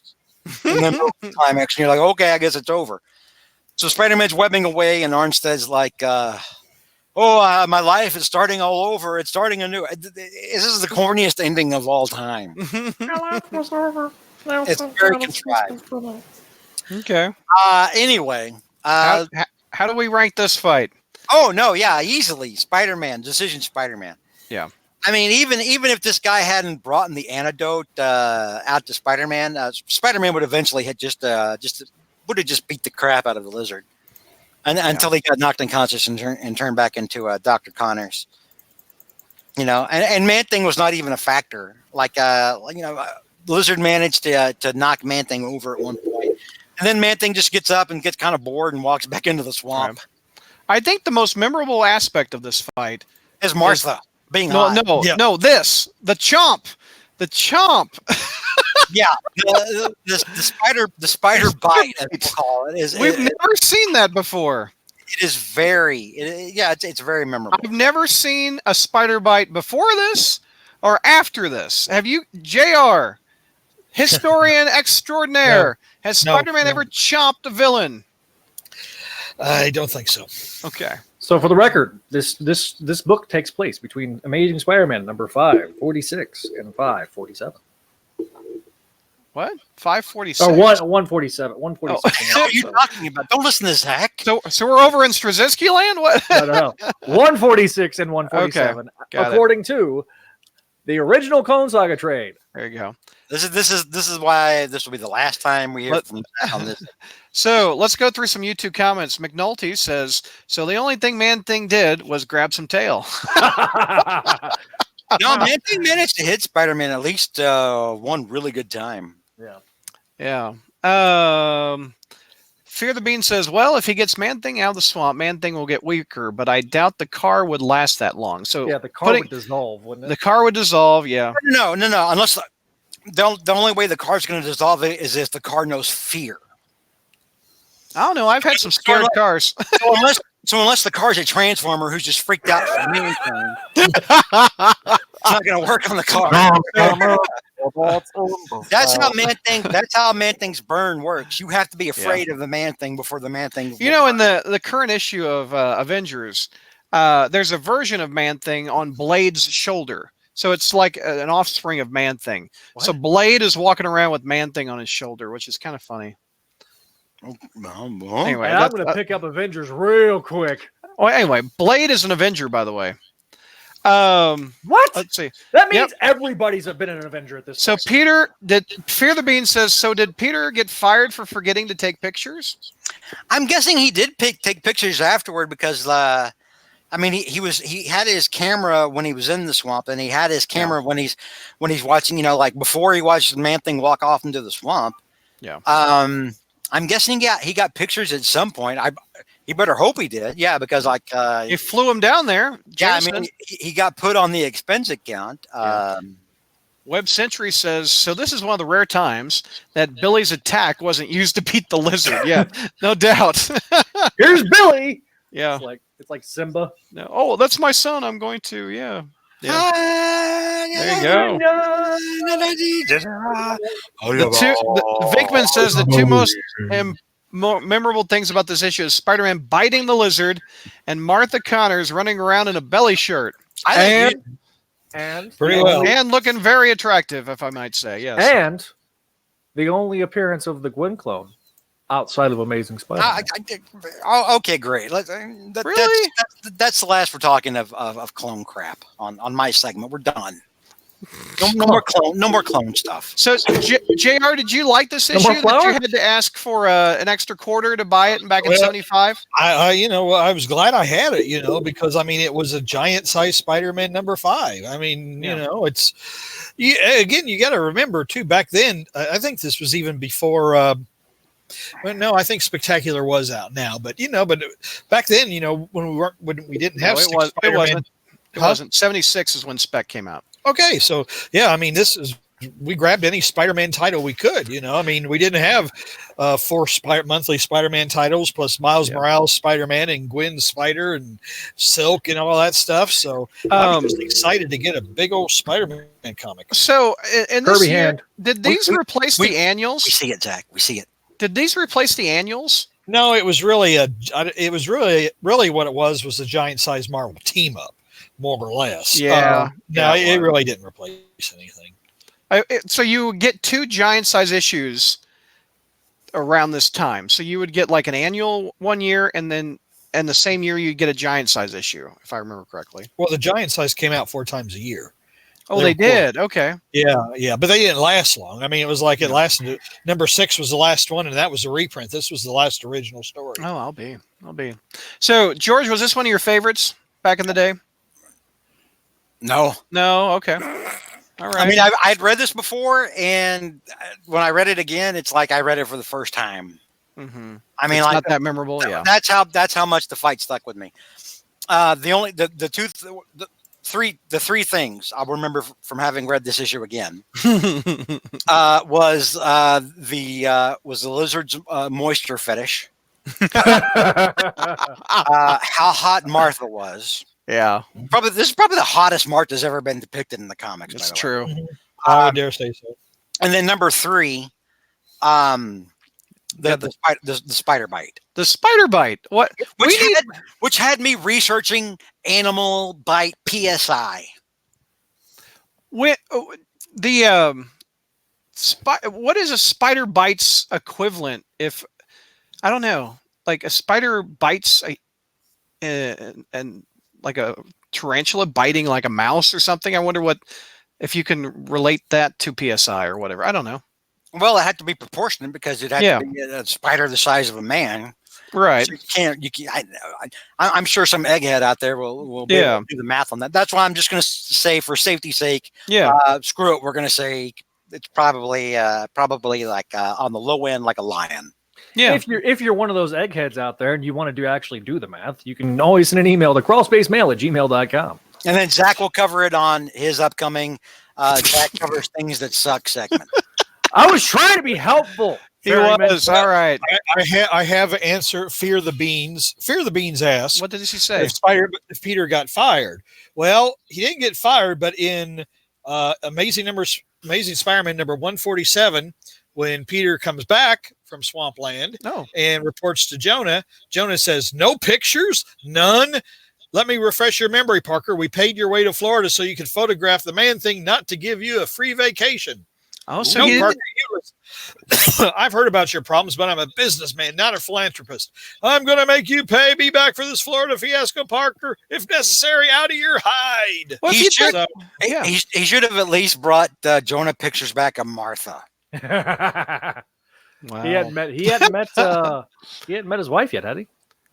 Venkman, I didn't know this, but this kind of makes sense. No, he didn't meet Marlo yet. He didn't meet Marlo until like issue 167. This kind of confirms what JR said about how Team Up was kind of a replacement. How this was a giant edition of Team Up. And Venkman says during the period when Giant-Sized Spider-Man was coming out, the Human Torch and the Hulk replaced Spider-Man in Marvel Team Up. Yeah, they did that. I bet you the timing is about right for that, Venkman. That's a good call. McNulty wants to know, George. It's an interesting thought. Would Peter's saliva be radioactive if he can bite like the proportionate bite of a spider? Yeah, I don't know. And Terry James said, "Is Peter's bite venomous?" Yeah. I don't guess so. But here's the thing: not every spider bite, I don't think, is venomous. By the way.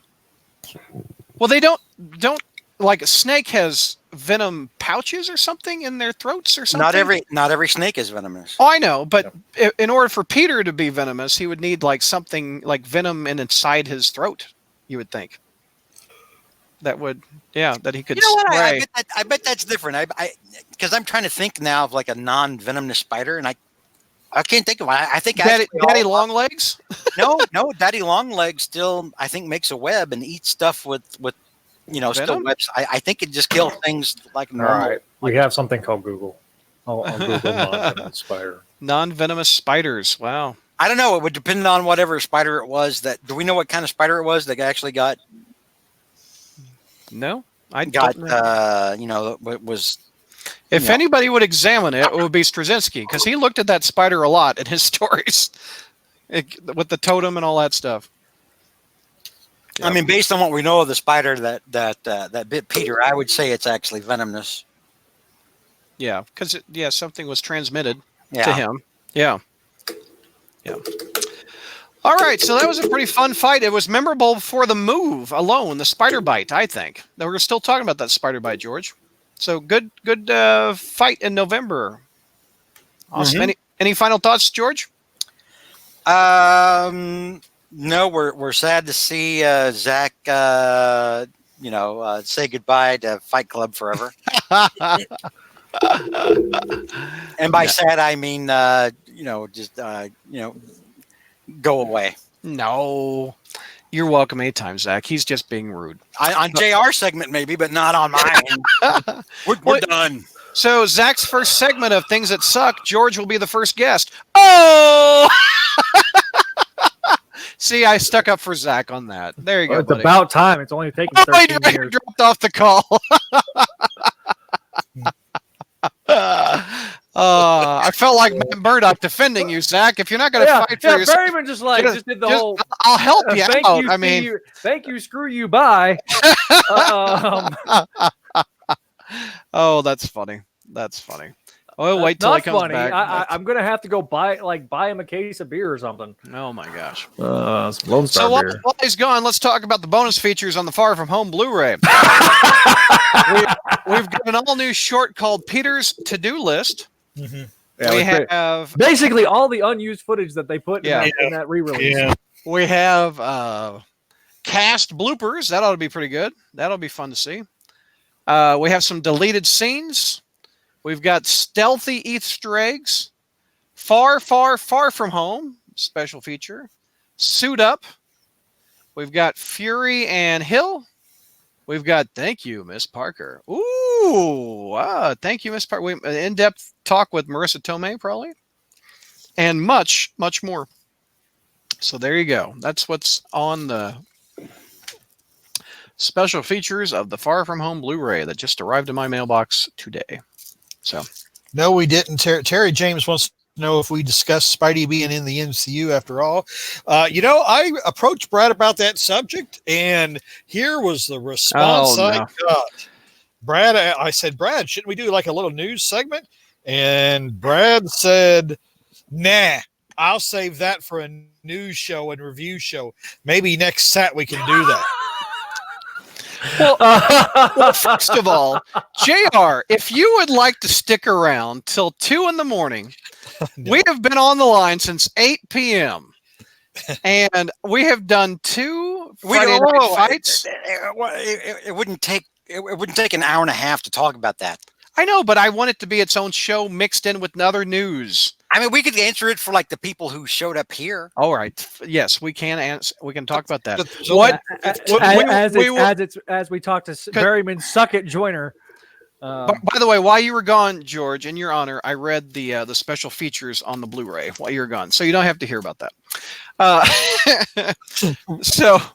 For the 15 people watching this, we can talk about that. What do you guys think of Sony and Disney cutting a deal for one more Spider-Man movie to wrap up the trilogy, and also Spider-Man appearing in one more film? What do you think, George?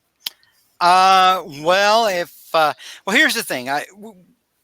If you're a fan of good Spider-Man films, you've been screwed ever since Raimi left. This is a damned if you do, damned if you don't scenario.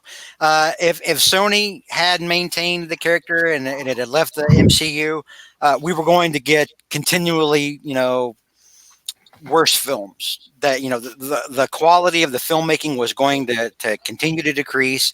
Sony looks at Venom as highbrow entertainment. So this is what you would have gotten more of. I mean, look at what they just recently announced, Madam Web. Boy, how thin are they going to stretch this damn thing? Well, right? I mean, Madam Web's pretty thin. So that's on the one hand. On the other hand, I in the one hand, you have increasingly bad Spider-Man films made by people that don't understand the character. On the other hand, Iron Man Jr. Yeah. So we're in a no-win scenario.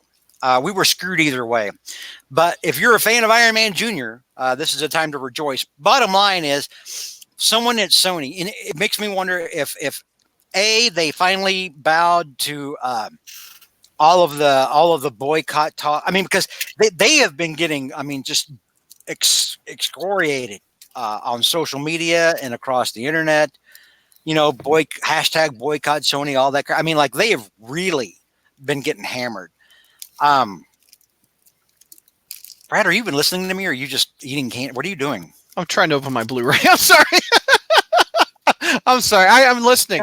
God Almighty. Now, here, George, you are an executive at Sony and Disney. The last movie made $1 billion. It is in your best interest, even though I would agree, your quality of an Iron Man Jr. film is lacking. They make money. They make money. They make a lot of money. Venom makes a lot of money. The quality isn't that great, but they make a lot of money. We're in the minority of people that object. Oh, I know. No, I know. We are in the minority. Yeah, I know we are.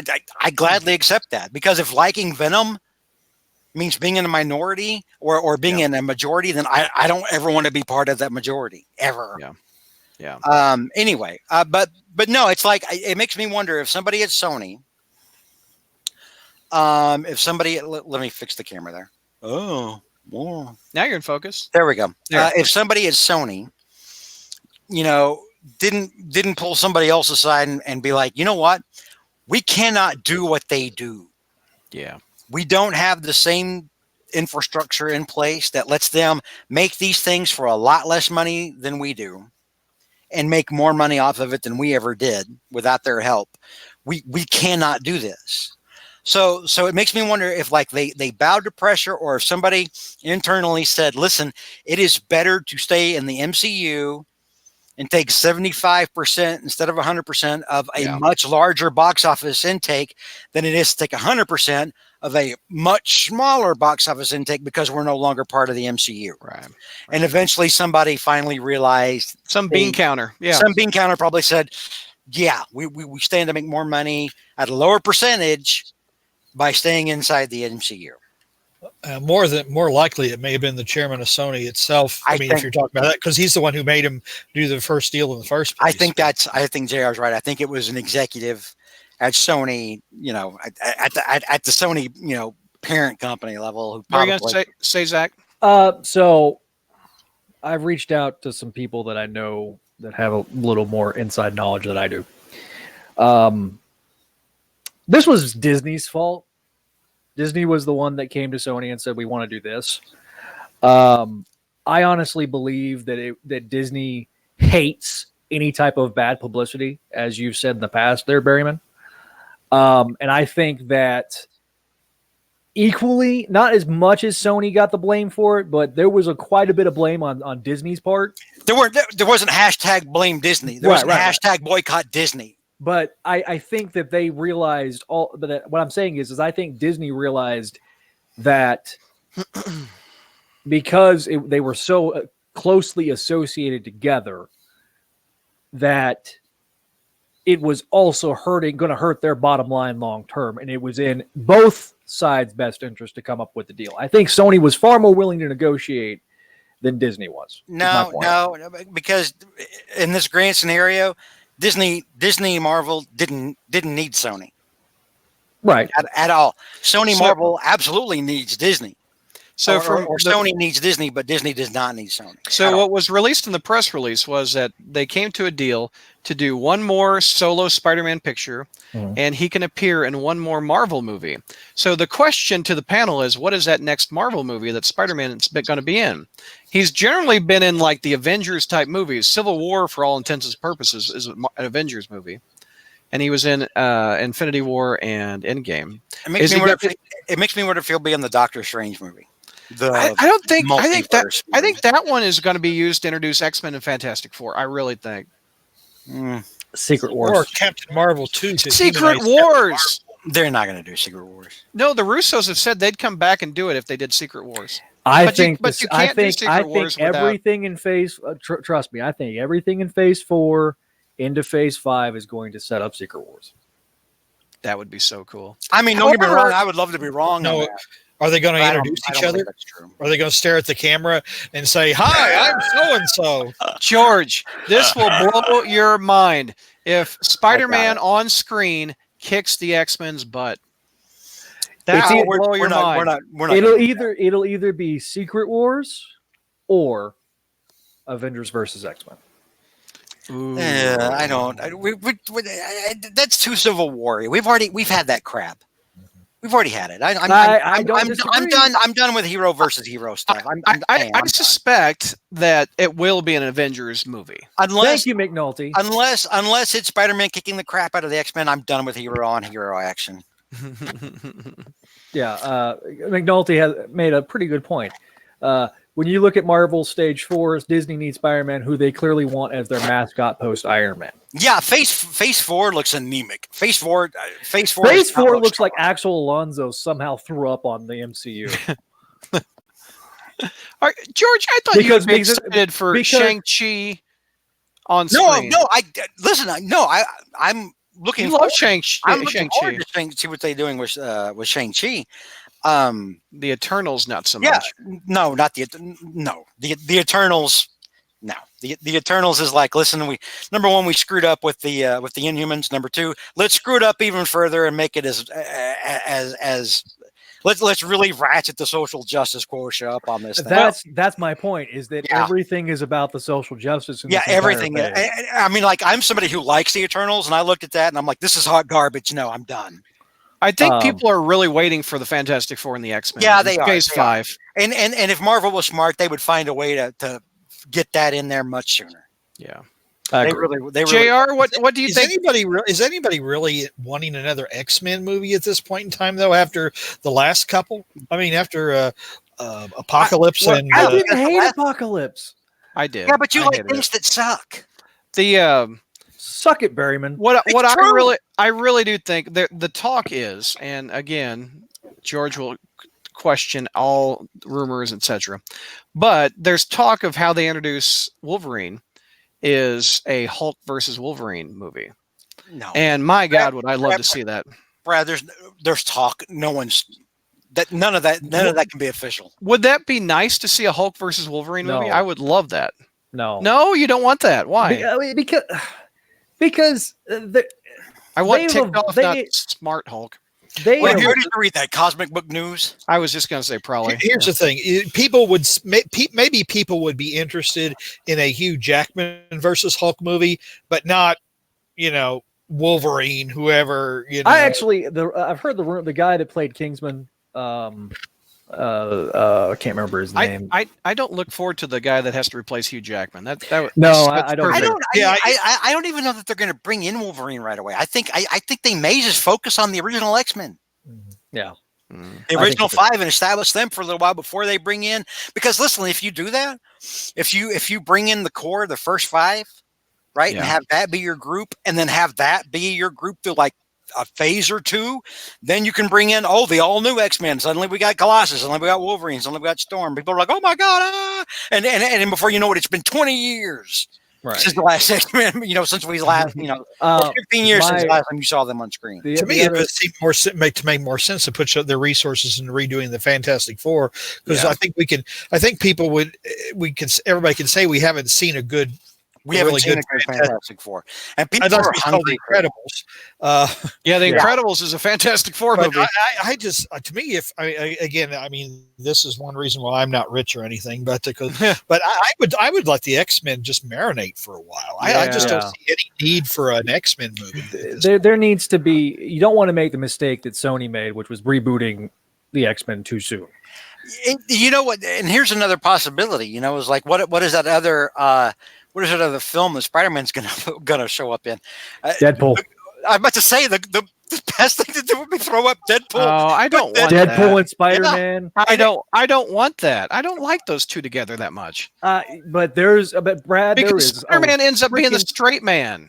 and Spider-Man is supposed to be humorous. I don't disagree, Brad, but there is a ton of people out there that are like, all they see is dollar signs with Ryan. Now, to me, if it Deadpool is was huge. if it was Ryan Reynolds and Andrew Garfield, I think it would work better. I just don't know it because I felt like Andrew Garfield. Tom Holland's too young to be playing it with. That's my point. Is Yeah. that Garfield looks old enough that he could stand toe to toe with Ryan Reynolds. I just don't see that with Garfield because Garfield looks like he's still 12. Holland. I don't. I'm just saying I would like to see it. I don't think that's actually what's going to happen. It made me think about it. I was like, because Disney's already said they're not going to touch Deadpool. They're like, Deadpool, we're not changing a thing with Deadpool. Deadpool's a proven formula. Why would we touch that? So we've actually got R-rated Deadpool coming from Disney at some point. I'd love it. Yeah, and that's a character that, I mean, you don't even have to have a logical explanation for why he's in the MCU. He could just fall through a dimensional hole or whatever. You know, I mean, or just open a door like he did with the Foxmen. Or he went back in time in the post-credit scene of Deadpool 2 and fixed things. There was a rumor, and see, the thing is, a lot of these YouTubers, I think it's like they almost one person has the source, and then all the rest of them, treat that first YouTuber story as a story. There's so much bad clickbaity crap out there. I mean, there was a rumor that he'd be teaming up with Captain Marvel to humanize Captain Marvel, but that's Brie Larson's fault. That's all Brie Larson's fault.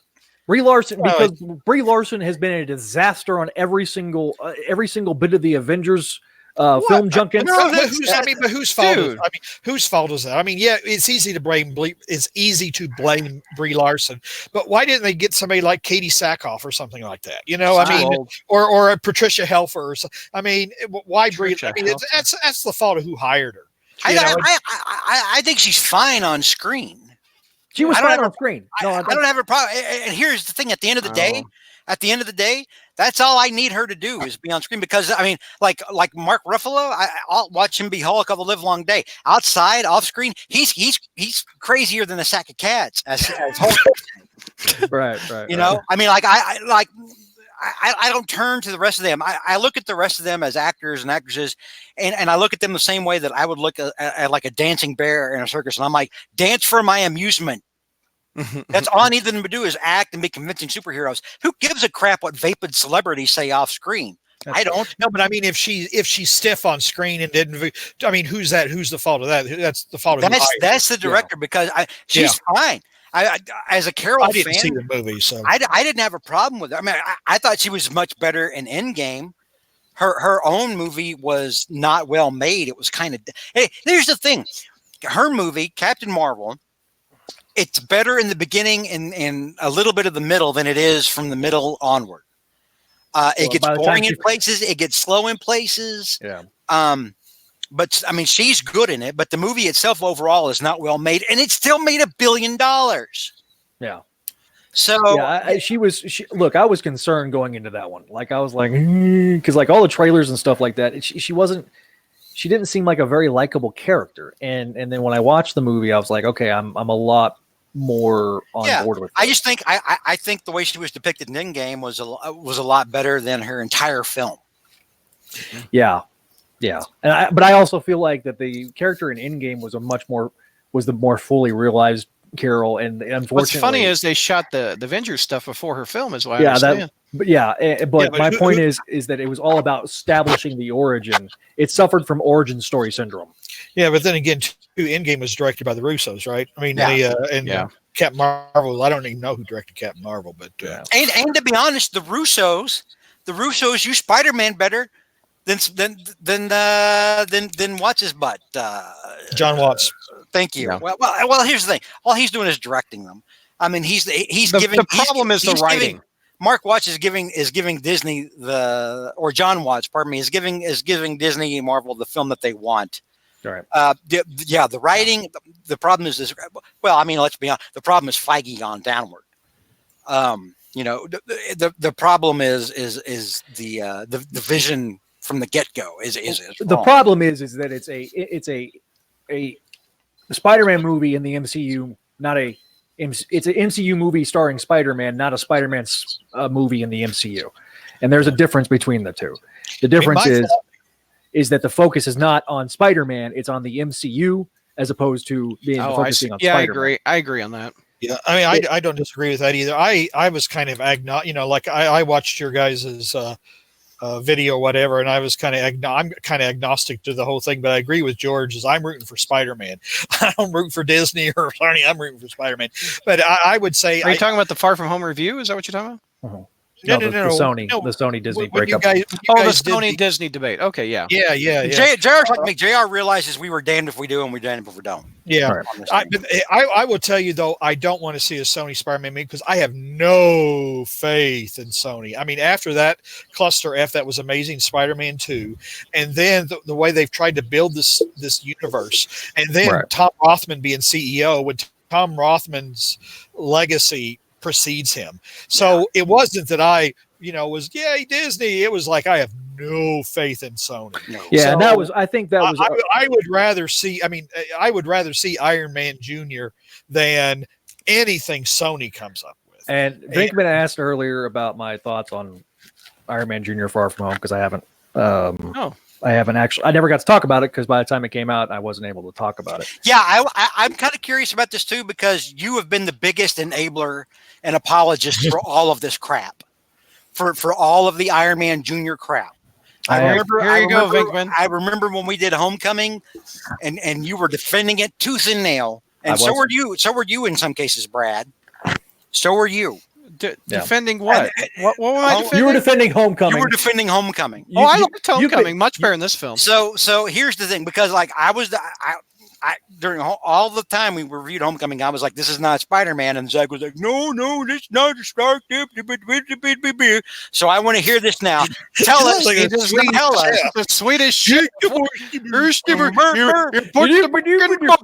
the bucket. So tell us, Zach Joyner, how this was in Iron Man Jr. I can't wait to hear this. All right. So things that annoyed me. First, you want to do pros or cons? What do you want to do? Cons. Let's do cons first. Let's do All cons right. first. The first thing that annoyed me is I'm sitting in the theater and I'm watching the film, and the first thing that comes up as they got the Marvel Studios credit thing is "I Will Always Love You" by Whitney Houston. Yeah. And it was like the tribute to the event. Like that's just, I was like, I literally audibly groaned in the theater. Yeah, I kind of did too. So I just was like, oh God. All right. So, anyway, do you want to do your grade at the top? You want to wait till the end? I'll wait till the end.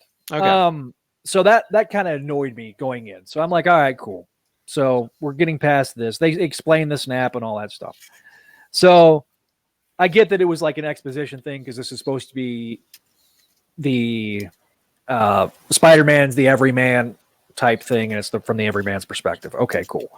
The bit with the Salvation Army, I thought, okay, Aunt May trying to do something was kind of cool, but then of course they had to use this freaking Iron Spider suit, and Peter being super nervous, and then they're asking him, "Are you going to be the next Iron Man?" And I'm like, "Oh God, here we go."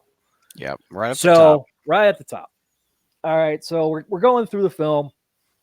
You don't like the opening music, the Avengers? You don't like the Iron Spider suit and Iron Man Jr. reference at the top. Right off the top, because I'm like, okay, we've got Spider-Man's got a break from this, so I'm thinking, okay. So you're watching this and you're thinking the entire time, oh my God, George Berryman was right.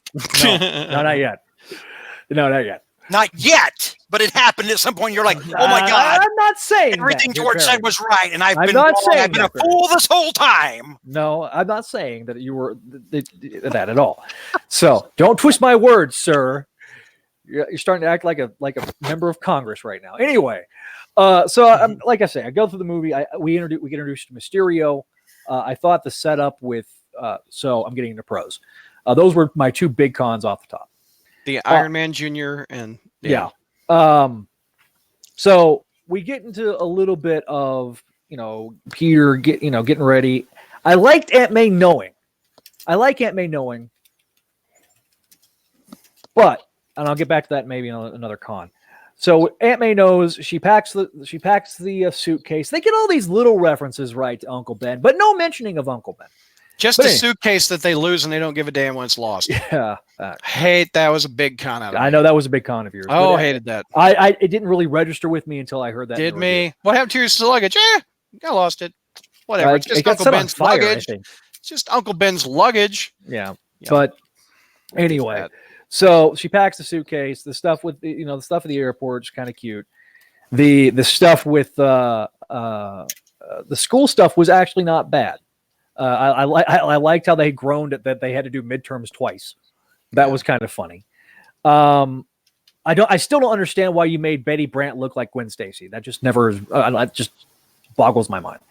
I liked the Ned and Gwen. I like the high school stuff. It was kind of the slice of life type thing. It's more of a modern high school take. The school trip was amusing at times. The Nick Fury stuff was okay. I wasn't. I was like, all right, because I'd seen this with Ultimate, so I'm like, all right, I've read this song and dance before, and it wasn't my favorite part of the Ultimate universe either. So, Mysterio was phenomenal. Mysterio was absolutely just phenomenal. It was Donnie Darko with a beard. I loved the special effects. I loved how they. Yeah, the I knew Mysterio that- stuff was cool looking. I knew that the twist was coming, right? Yeah, Everybody because should've you've known. read more than 2 issues of Spider-Man. exactly. So I know the twist is coming, Yeah, right? But I thought Gyllenhaal was charismatic. I thought he was believable. but he's motivated with the Stark. Right. Yeah. But here's my thing is that outside of Justin Hammer, what outside of Roxxon, what else is going to be, the predominant company? And the only way you can believably try to come up with some of these special effects the way they did with Mysterio is use Stark Tech. I get it. I actually like the fact that they used characters from other Iron Man films as Stark employees. I liked the continuity bits because I felt like that was something that they would do in the comics. Does that make sense? Yeah, That feels like something that as seen before in Civil Right. War when he had the holograms, when Tony Stark was young. Yeah, I mean, so I I have less problems in that than I do with the glasses that Stark gave Peter. The I got whole big problems Edith with the thing- glasses. the whole Edith thing. I feel like Should we tell George what Edith stands for? No, I know what it stands for. Oh, okay. I feel like I feel like that should have been given to Happy or I don't know, his wife. Like I don't get that. That just to me is just why are we making this a plot point? I actually got up to pee during the part where he I guess fired the missile Yeah, because I just literally couldn't hold it anymore. it's because you had to fire a missile. Yeah. Oh, Lord. Anyway, so but I did miss that part. But other than that, I feel like the Mysterio stuff, like the Mysterio fights were phenomenal. Like came ripped out right out of the comics, man. The action was great. The bit of Parker Luck where he winds up in the Netherlands because he got hit by a bullet train. Like I'm like, all right, that's something that would happen to Spider-Man. The Jonah stuff at the end was freaking awesome. The swinging through the city was That was awesome. cool looking. What do you think of the Zendaya MJ out of left field? How they're interested in each other? They weren't interested in that Homecoming film that much. The problem is that there's enough of a time skip that we don't see. Well, no, I'm talking about just even from the moment they came back to the moment the movie did not started. feel natural at all. The problem is that they portray Michelle. I'm not going to call her MJ. They portray Michelle as this painfully awkward high schooler, which works with Peter Parker because he's painfully awkward. But the problem is they keep calling her freaking MJ, and she's not MJ. I know. If she was MJ, she would be a lot more outgoing and more energetic. She would be like Zendaya is during interviews. She would be like Zendaya is in real life. You Yes. know, the added insult to injury at one of the premieres, she dyes her hair red, and I'm like, yes, for the love of Christ's Beep. sake. Yep. You know, like if you would do, if they would So, have had Zach, to do that. What I is would your believe grade, you would do Zach? that. What is your grade on Far From Home? It's a B minus. Okay. I felt like this got closer to being a Spider-Man movie set in the MCU Oh, than a MCU movie starring Spider-Man. I really felt like, and I think it's because of the ending. I think it ended really, really well. well, the ending I felt was better than the hour and a half I just watched. It makes me want to see the third one much more than the journey I just went on. I want to see Jameson going after him. I want to, yeah. And because there was, I felt like that this movie tried to go out of its way to address some of the issues that people had with Homecoming. Right.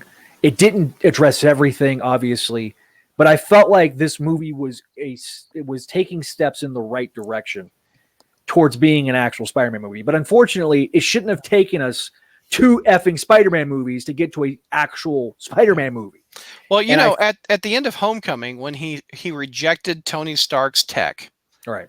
I really felt, okay, this one, he's going to be his own man. He's not going to be Spider-Boy. He's going to be Spider-Man. Right. And then he embraced all the tech. He got the iron suit in Infinity War. Right. He got the glasses. He's got the bad guy motivated by Stark. He's got... But I also felt like that this story I mean, yes, I knew it was coming via the trailers because they basically painted it, beat you over the head with it. Yeah. Where I felt like that over the course of the film,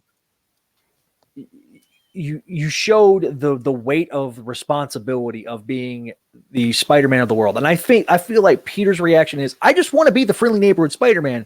Worked. It works as a motivation. Yeah. I felt like that was, but the problem is the writing was so incoherent that you don't really feel that way by the end. I did like the fact that Peter, yes, he used Stark Tech. He used the tech that was available to him to make the new suit. And yeah. I didn't dislike that. I didn't. It's not Tony making it. It's Peter going through and saying, "This is what I want. This is what I don't want. I don't need this over bloated bullshit that I had with the first suit. I just need, my web wings." And then you have Happy Hogan watching him like, "Oh, I'm going to marry your aunt," and you're making suit just like my old boss. I'm like, I hated that Happy Hogan stuff. The Happy to me, you could have had Happy show up with the Quinjet. Or not. And delete everything. Or everything. you just don't have Happy Hogan in a Spider-Man movie. Amen. Amen. Or anything connected to Iron Man, Zach, because it has F all to do with Spider-Man. Yeah. Again, I'm saying that I felt like him making the new suit was, again, taking steps. I'm not saying that I completely loved the movie. I'm not saying that I didn't feel like that there were problems with the movie. I'm saying that much like with Homecoming, I enjoyed the film for what it was, but I also understand and acknowledge that there are flaws. And I'm not banging the table nearly as much as I was with Homecoming, because I realize that there is some fundamental issues with the way they portrayed Spider-Man.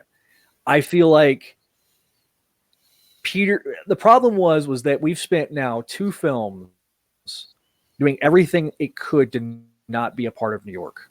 And that's why I feel like, Brad, the ending worked for people like you and me, because New York finally became a character again in Spider-Man. Yeah. Jonah so here's the becomes question. a part of the Spider-Man universe. Yeah, exactly. I like that a lot. So it seems like these it seems like these movies are Marvel team-up movies. So we had Iron Man in the first one. We had Iron Man all over this one, even though he was dead, with an appearance by Nick Fury. I mean, it's a Mysterio team-up movie. I mean, you can call it. I know. That. Well, no, I'm talking about another Marvel hero. Nick Fury appears. Nick Fury is in this. So in Spider-Man 3, since Disney and Sony just cut a deal, what character is going to be in this new film? That's Marvel related. I think it'll be, you watch, it'll be Pepper or somebody. Here's the thing. I don't think they know anything else to do other than keep connecting this thing the Iron Man. To me, who they should.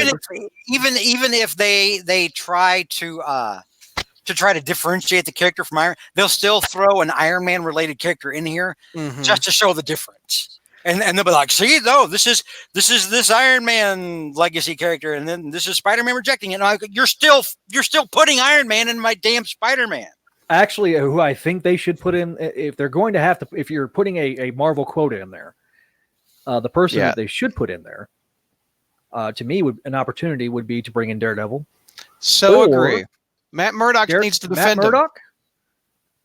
Matt Murdock, Johnny Storm, or Doctor Strange. I don't think Doctor Strange needs to be in there. I think I think Murdoch's still locked down by. I think all the defenders are locked down. I'm saying should, not that it will happen. Right. I mean, to me, Murdoch. Here we go. Jennifer Walters. Jennifer Walters. You're the Hulk fan here. I'm the Hulk, not the She-Hulk fan. Jennifer Waters. I'm sorry. Jennifer Walters could defend him, but by that time, I'm not sure the She-Hulk show will be up and running. We're not going to get Holland in any of the damn shows. No, I'm saying She-Hulk would be in the Hulk movie. I mean, Spider-Man movie. Oh, that could happen. Yeah, that could happen. I mean, yeah, because I think She-Hulk's going to come out a year before the Spider-Man movie, so I mean, she'll have already been established by that point. I think that but yeah, I think Johnny Storm or in a perfect world, Murdoch coming in would be great because it would bring. We need a street level character, not cosmic. We don't need Captain Marvel. We don't need Thor. Don't. No, you need a street level character because the thing about Spider-Man is that he is a New Yorker. Or we just need Spider-Man. Yeah. I'm all for a MCU Spider-Man movie that has F all to do with the rest of the Avengers. I'm for a Spider-Man movie that's just set in New York where Spider-Man's fighting somebody like a Norman Osborn or a Otto Octavius, or we've set up the Scorpion, so we could have the Scorpion, be a jobber or something like that. I just want a new, not a Queens. I want a New York City Spider-Man, and I want no more high school. I want Peter Parker to be graduated. I would prefer. I kind of like Spider-Man older. That's why I like that video game so much. Right. He's a college kid. Making him 19 years old, going to ESU. You could use NYU. That's what they did in the video game, for F's sake. So I think that, to me, make a Spider-Man film that is set in the MCU, but it's a Spider-Man film, not a MCU advertisement. And I honestly think that's a lot of that's Sony too. I know we want to blame Feige, but I also think Sony is like, we have to beat the MCU into everybody's head. Yeah. And we have to milk that for all it's worth. And to me, I just want a good Spider-Man film. I didn't hate this film. I don't hate this film. I enjoyed it for what it was, but I also understand that there's fundamental flaws. Yeah. All right. Venkman, does that satisfy the quotient? There you go. He wanted to hear your review. That you got a B- out of Zach. JR ranked higher than you, Zach, with a B, I think, back then. He did. I gave it a C. You gave it, I gave it a really low grade. I gave it a C when we did that review. Which is the low. Show. I think you gave that a lower grade than you did ASM2. I did. Boy, I don't know what it was after I saw Amazing Spider-Man 2, but I liked it immediately after I saw it a lot more than. I don't think time has been very good to that movie. The first 5 minutes are some of my favorite Spider-Man moments of any film. I remember watching it when we did the review. I remember saying I liked it, but I don't think the sum is as good as the parts. I like moments. And then, but really ultimate, but I walked out of it, I kind of liked it. And then it showed up on TV and it's like, wow, this isn't very good at all, is it? Well, that Electro kills it. Jamie Foxx's Electro is awful. The Gwen, I think what we were saying that back when we did our review, though. I know, right. But it was easily the weakest part of the movie. But the part that I think I just gloss over because I thought it was so well done was the Gwen Stacy death scene, the falling and the web reaching to grab her. Oh, that It was And the most. It was the most emotional moment out of a Spider-Man. and that- Well, when he that's- catches her, I thought Yeah. everything before he catches her is so overwrought. It's Yeah. like trying so hard to milk the melodrama out of it that it almost makes it laughable. I like Yeah, but I then, like then there's the thud. It's like, whoa. snap. Yeah, Yeah, when she hits, it's like, Yeah. oh, Oof. oh no. Yeah, that's what Oh. the theater did when I saw it. Like I'm like, she's been dead for 30 years. I know Snap is coming. I mean, Well, and I'm not talking Thanos Snap. I'm talking. I just felt like that to me, that's another that's a problem with that movie is that you could have foreshadowed it all ASM2, but to me that should have been its own movie. It's Harry? with Harry the Goblin. Well, not even Harry. It should have been Norman. Oh, the Harry Goblin was awful though. Yeah, it was. My point is, That was ass. I mean, Yeah. establish the Goblin in ASM2. ASM3 is your big, ASM 122, 121, 122 story, and the middle of it being boom, that emotional impact with Gwen dying and the vengeance between Peter and Norman. that was the problem with ASM2. Sony wasn't even interested in telling a story. They were interested in building a Set up. franchise. Set up. Yeah, it was So, all. I agree it was with like- what Web Century is saying in chat. ASM2 had scenes that were good, like the vials Mhm. where he was trying to web all the vials from falling out. First 5 minutes of the film. That was good. Yeah, I love the opening shot of the spider, the back of the spider coming down, and then it. If I they did, had- I did like it when he caught that one thing with like that one vial or whatever with like his foot. Yeah, that was cool. You know, that was actually pretty neat. The rest of the movie sucked ass until I- Gwen died. Again, the first 5 minutes of the film, where Peter is being a smartass, and you actually Can you feel like imagine- you got the friendly, like JR I think said it. on Don't his you know who review. I am? I'm Electro. I hate that. Can you we imagine actually got the friendly if the- neighborhood Spider-Man? If they included that deleted scene in the regular film, how much we would flip out if his dad came back, because they shot it. He's in the grave, Yeah, the cemetery, looking at the grave of Gwen Stacy, and Uh-huh. from behind the tree, No, Richard Parker comes back. it just made me glad we did that was the end of that whole damn thing. Yeah, test audiences hated that. That's why he didn't show up. They Yeah, hated it. They said there is absolutely no excuse Yeah. for him not to have shown up if he were alive all this time. yeah. Yeah. So yeah. people I absolutely- think and you look at all the notes that Kevin Feige gave Pascal. Oh yeah, and we covered those extensively on there. It basically was everything that everybody had a problem with the film. Mhm. And What was funny was like because we did our review of ASM2, and I listed point by point all the problems I had with it, and I had people tell me on Facebook, and I had people tell me on our site that I was crazy and didn't know what the hell I was talking about. Then when you go back and you read Kevin Feige and all of his problems with it in the email, it's like I could have written it for him. It was like a beat for like It really was. It was like every problem George Yeah. had with this. It was like George. Feige had a problem with it. What is a worse sin to Spider-Man? What they did to him in Amazing Spider-Man films, or what they're doing with the Tom Holland films? Oh, What they're doing is- to him- what they're doing to him right now? At least in your opinion? at least in the Garfield movies, he was his own damn person. That's true.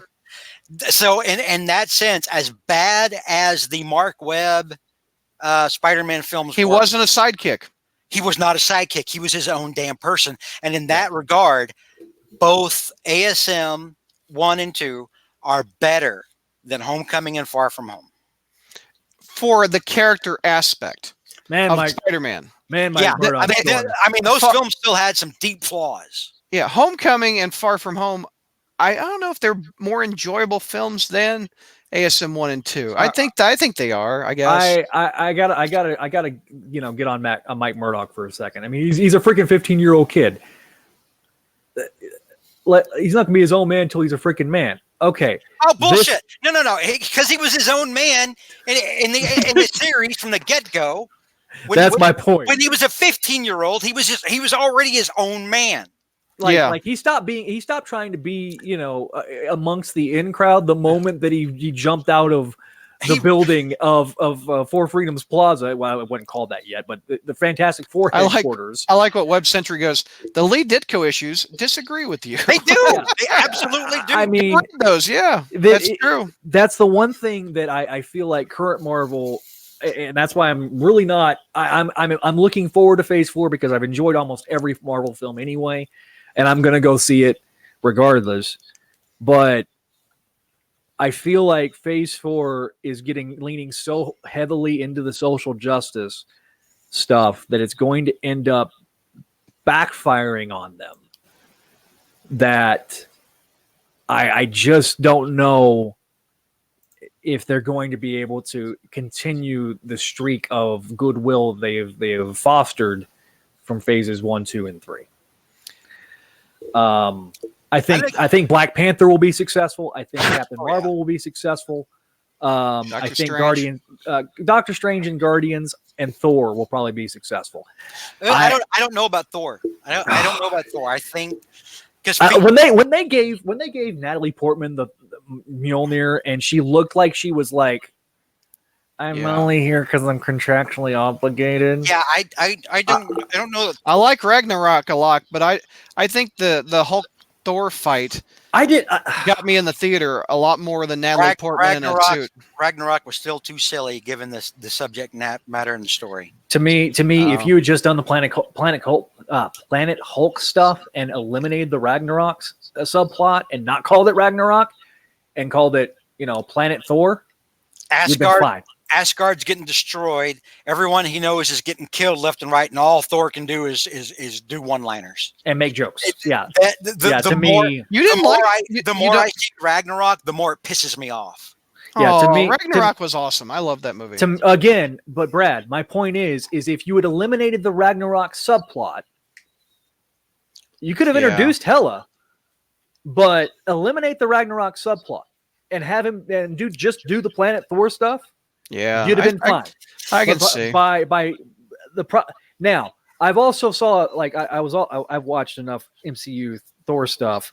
Somebody had kind of posted online that it's that Thor, the Ragnarok is being told through Thor's perspective, and Thor is doing all these one-liners to cope with the magnitude of the loss of his world.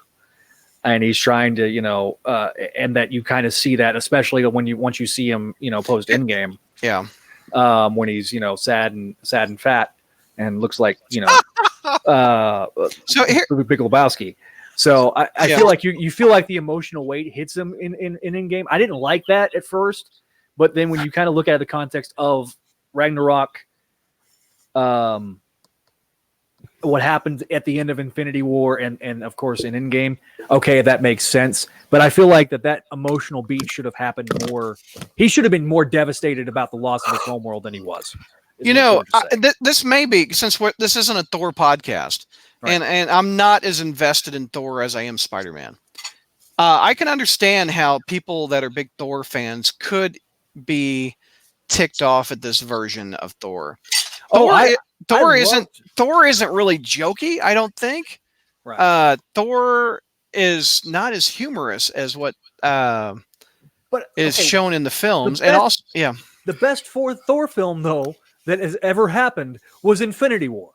I mean, Thor was a badass. Thor was a badass in Infinity War. When Thor shows up in Wakanda with the Groot and Rocket, it's like, it's on. You're like, all right, okay, Thor's here and he's beating tail. Like again, I liked the first two Thor movies. I even liked Dark World, even though I was kind of bored with it. But George, George is right. The emotional weight of him losing Asgard and him losing his father. Yeah, for him losing his father, him losing his home, right? After having just lost his mom too. It hasn't been that long since he lost his own mother. Mm-hmm. He lost his mom. Then in the next movie, he loses everyone he knows. Right. Basically, that he's grown up with. Mm-hmm. Loses his dad. Loses his entire existence in Asgard. Boy, he can't just stop cutting up. Everything's a joke. Mhm. The more I watch it, it is a misfire. I mean, yeah, it's funny. I mean, there's stuff about I like. I love Jeff Goldblum. Yeah.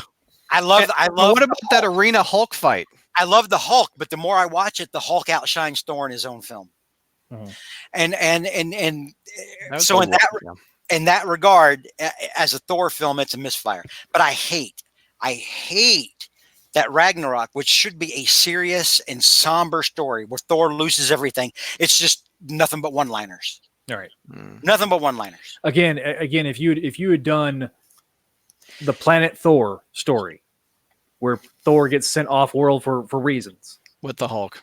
with the Hulk, and done the buddy cop movie that they wanted to desperately do, it would make a lot more sense. To me, it would make more sense for Ragnarok to occur because of Thanos than just randomly happening because Centaur was Surtur. yeah. I'll tell you this as well, because while I liked Endgame for the most part, his reunion with his mom was also a misfire because he starts off being a buffoon again. This is his mother. This is his mother Right. who was murdered trying to defend his dad while his dad slept. He hasn't seen her since then. And the first thing he's doing is he's cutting up Right. and saying stupid shit. I had a huge problem with the Thor and Freya stuff from Endgame. Yeah. I did. Again, I felt like Thor in Endgame was probably my biggest issue with Endgame overall. I felt like Thor got treated as Thor. He's so serious and he's such a badass the first 10 minutes of the film by chopping the head off of Thanos. And then he just goes into this deep depression that he becomes, the Big Lebowski, and it becomes the butt of jokes. And I get Until the end. Yeah. Well, no. Yeah. He's a Hey, badass. I'm kind of glad they didn't thin him down for that last fight. I thought that was cool how he went toe to toe with Thanos again.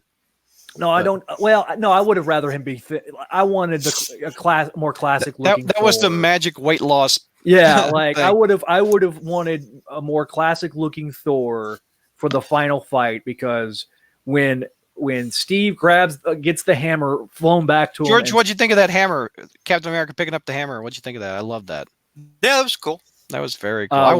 When Cap finally said "Avengers Assemble," Oh, that was cool. I literally went yes. Yeah, that was in the awesome. theater, because I've That been was waiting. I've been waiting 10, 15 years for it. There are moments of Endgame that actually gave me goosebumps. Like what? The thing that gave me the most goosebumps and actually made me tear up a little bit after it was done was when Wanda finally faced off against Thanos. Oh, it was on, wasn't it? Oh He- my god! He goes, I don't even remember you. I think he says. Wanda is so full. Like the moment you see Wanda land in front of him, and you just know. You're like, It's dude, on. it's about to be on like Donkey Kong. Mm-hmm. And She's I mean, about to wreck his world. she drops down, and just the way she's talking to him, and there's no fear. There's just nothing but, oh boy, let me count the ways I'm about to beat your ass. One, two. not only that, but she one-on-one, she did more against him than anybody else in the film. Right. Not named In Carol. any of the fights. Yeah, you're right, with the possible exception probably. Although he smacked Carol across the thing. He never got a hit off on Yeah. Scarlet Witch. The only thing that stopped Scarlet Witch from messing with him was when he had his ship open fire on everybody. Yeah. And before then he was scared. Yeah. Like she scared Thanos. Yeah. And I love that. I got goose pimples watching Wanda and Thanos. The other thing that annoyed me, one thing annoying me about Endgame was that Star-Lord does not get the redemption he probably very Right. muchly deserved. Real quick before we wrap this up, let's talk to Mike Murdock a little bit. He really doesn't understand why we have this opinion about Iron Man invading our Spider-Man, and he said his one thing that I'm going to put up on the screen says he thinks it's possible to love something so much that you squeeze it too tight and you lose perspective. What do you guys have to say about that? I would say we have an amazing amount of perspective on the character. Yeah. Like it's the same prism we look at. I'm 40 years in reading this character, loving this character. It's the same prism that we look the same prism that we look at the Dan Slott years. We know how the character should be portrayed. Yes. We know when somebody understands the character and when somebody fundamentally does not understand the character. We're able to identify that when somebody just misses the point of the character to begin with. But no, the point is that, and the problem that I had with the first film, and there's a reason that I didn't even see the second film, and the problem that Jomo had, from everything I've heard from Brad on the second film, is that too much is given over to Iron Man of this character. Yes. His motivation should be Uncle Ben, not Tony Stark, number one. Number two, in Homecoming, it is a Stark suit that starts to come up with all the ideas on how to use the webbing. Yep. Not Peter, Stark. That's Stark's AI, Stark suit. A Stark parachute saves him when he is falling down and almost drowns him in the lake. The villains are driven by Stark, not Peter. Yep. There's too much damn Iron Man in this. Everything in MCU Spidey is coated with Iron Man like gravy. It takes away from the greatness of this character. This is Marvel's flagship character. Yes. Spider-Man is the comic that stopped Marvel from going under. Yes. That turned everything around, and they've made him Iron Man's sidekick. He never needed to be anyone's sidekick in his own book, even when he was 15. When he was 15 years old in the comic book, he was still his own damn man. Yeah. Right. The fundamental problem, and I'll beat this drum until I can't beat it anymore. I fundamentally believe that Sony wanted a MCU film with Spider-Man in it than a Spider-Man film in the MCU. Yeah. And I really believed that they did that in the first film, and then it carried over to the second film. Like I said in my review a few minutes ago, I feel like they're gradually getting towards it being a Spider-Man film. But the problem is that we've had to go through 2 films for it to be a Spider-Man film. It shouldn't take 3 films to finally get to Spider-Man being his own person. I completely understand it shouldn't be that perspective. JR, is it possible to love something so much that you squeeze it too tight and lose perspective? Go, JR. Oh, God. Oh, don't ask me this question. Yeah, hit it. We're about to wrap it up. I want to hear your 2 cents. Like I said, I'm growing more agnostic toward it, possibly because I realize I'm going to be dead before too many more films come out anyway. Spider-Man 4, the last, the GoFundMe will start for JR's medical. JR's funeral. Yeah. It's like I said, part of my feelings about Spider-Man Far From Home was just because I saw the effect that it had on Spencer, and he really, he really related to it. He really felt it. And I sat there and I thought, well, maybe that's it. Maybe the point is to appeal to him, not to appeal to me. But like I said, part of it is just, like I said, I really didn't like, like I said, I don't trust Sony anymore. So if we're going to have Spider-Man films, I don't want Sony to make them.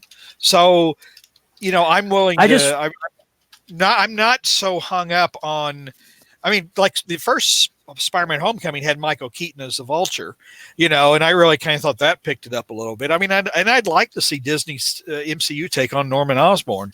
But like I said, I prefer Disney MCU because I think Sony I don't think Sony can be trusted with the property period anymore. No, after what they did. We know that. I think that the moment that so it's a matter of degrees, I guess. The moment that Raimi left, the sanity when it comes to understanding Spider-Man left. And the moment that Sony started getting more and more involved. I think that Mike Murdock brought up the point of he's not portrayed as Iron Man Jr. in the films, and that's the whole kind of point of I Far disagree From Home. on that. Crap. The point of I get the point in Far From Home was to try to get him to get out of Iron Man's shadow, but the problem was it didn't do an effective enough job of him getting out of Iron Man's shadow. If that's the story you're trying to tell, then you almost got there. It's like it's like Usain Bolt getting about 80% of the finish line and then tearing his ACL. You almost got there, but you didn't. That's why I felt like the ending was so good, because it felt like Spider-Man for about 5 minutes there. It felt like Spider-Man. It did. And that's what I'm like, why are the credits rolling? I'm now interested. Right. That's what's been I'm now missing. interested. Because taking Spider-Man out of New York in both films was a mistake. It's a mistake. Because you take away some of the appeal in the character. Yes, the parts and some of the parts these in Queens in Homecoming are the best parts. Remember in the Raimi film, some of the best one of the best scenes in Spider-Man 2 is straight up 100% a New York scene. When they're fighting on the train, when they're fighting on the train, and they lift Peter him gets up, knocked out, and he's unmasked, and all of the people lift him up, love it, and shield him from Doc Love Ock. that. That is straight up 100% a New York thing. And even in the first film, although it was kind of corny, throwing at the Goblin. When they're on the bridge, the people on the bridge are throwing stuff at the Green Goblin. They're like, "You mess with, one of us, you mess with all of us." That was corny, but at the same time, it made sense. Because Spider-Man is so tied into the identity of New York City, right? And also the timing was.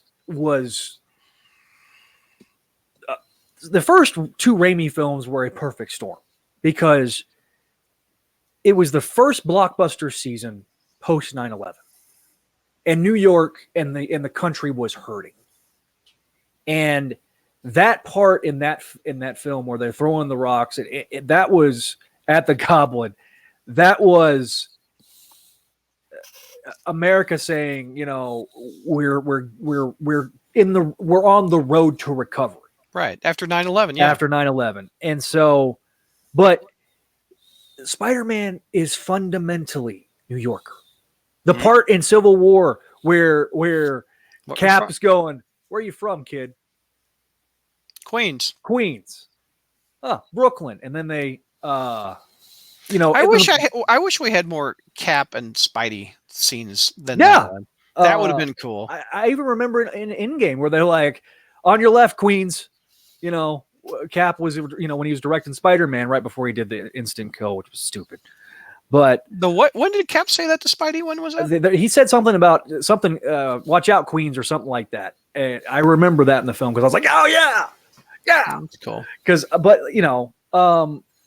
Yes, was there times where the Raimi films were hokey and cheesy? Yes. But he was his own man. But he's still his own damn man. His own damn man. I've said, I defended this in the Homecoming deal where we're getting a Spider-Man showing up after Iron Man and the Avengers are already established. To me, that's still true. But Spider-Man has to be no other film in the entire MCU has had to intrinsically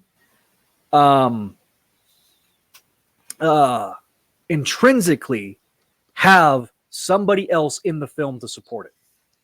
Hence why I feel like Sony saying we need it. This needs to be an MCU film starring Spider-Man. Because you look at Civil War, yes, but Captain America had really two movies where he was Captain freaking America. Yeah. Even with having Black Widow there made sense contextually. It's funny. What Web Century is saying, this was meant to be a quick review. It's evolved into a deep analysis of the MCU, which I'm loving. And I think it's funny that see what you did, Vinkman. JR is up past his bedtime. And JR goes, is it that obvious? So I think we need to tuck the old man in. Well, real quick, because we were talking about Mike Murdock, who's new here, by the way, and welcome, Mike. Welcome, Mike Murdock. But he also made the offhand comment. He said those hokey, cheesy Raimi films. Spider-Man 2 is the best Spider-Man film ever done, and it's the best Spider-Man film we're going to get. True. Well, I don't know about that, but yeah, it is. Brad, all we have not in my lifetime. Hopefully not. All we have ahead of us is Iron Man Jr. Yeah, but I'll take Iron Man Jr. over the abortion. Here's how I rank them: Spider-Man 2, Spider-Man 1, and Spider-Verse. Those are the best three.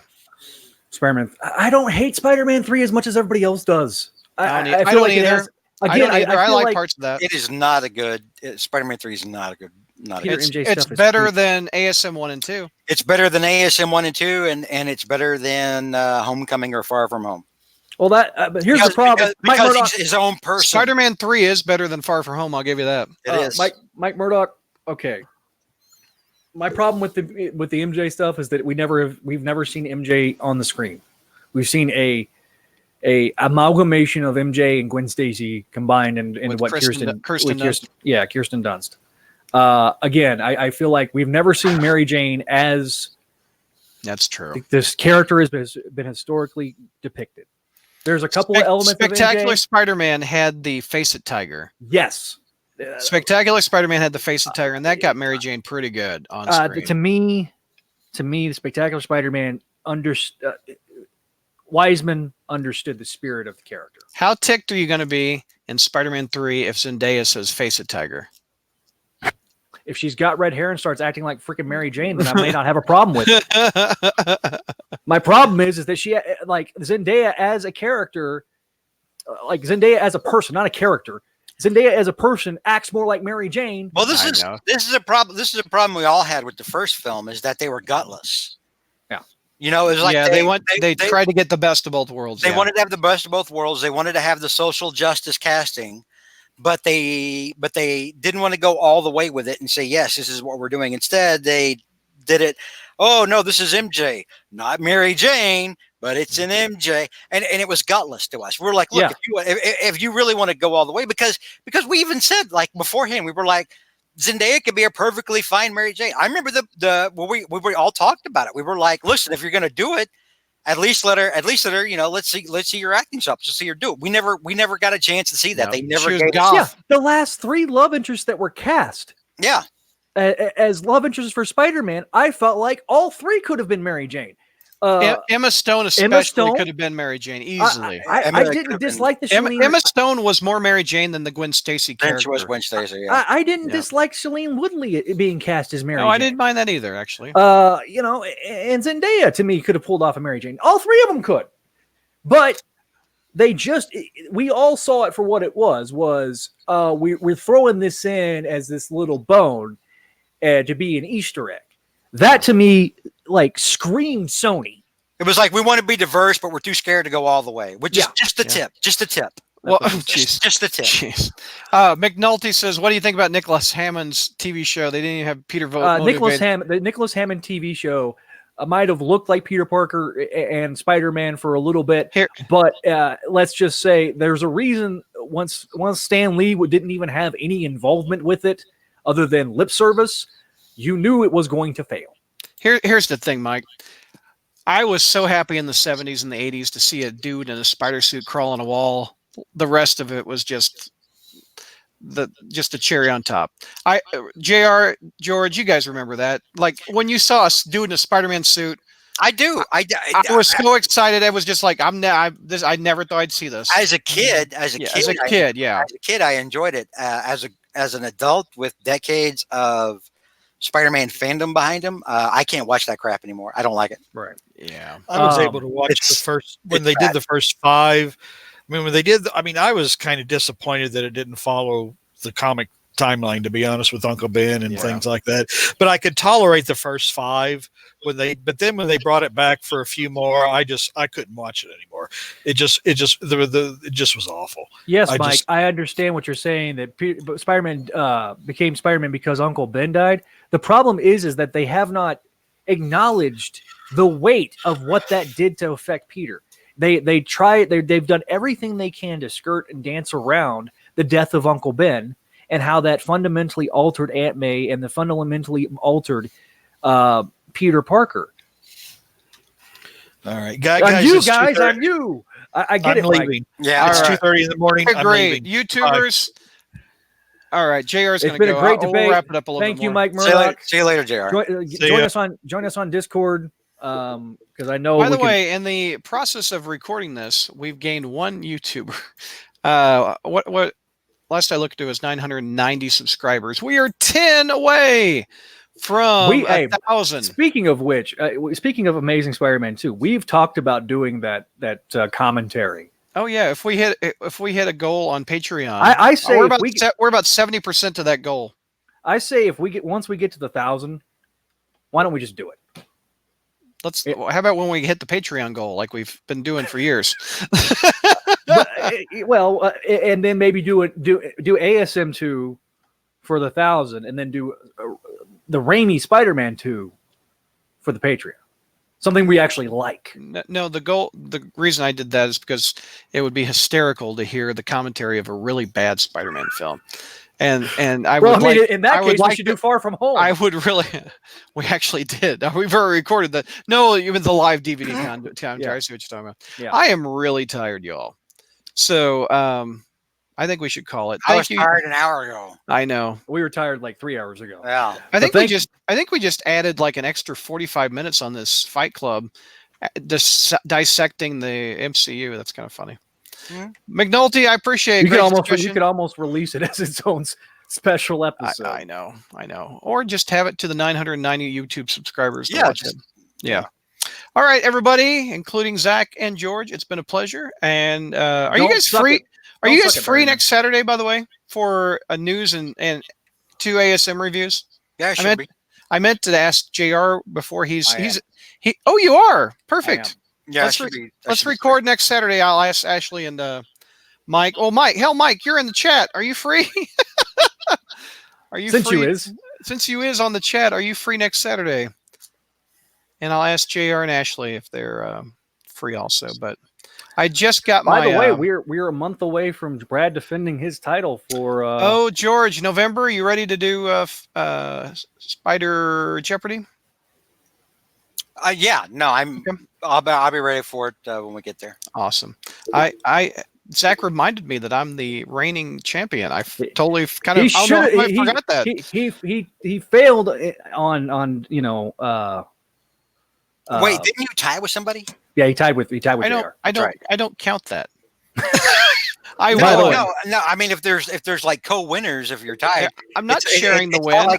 No. If you remember correctly, we had another question at the end, and JR got it wrong, and I won. Did we? Yeah, it was a tiebreaker, I think, and I did win. Talked about Web Sentry has an issue with me.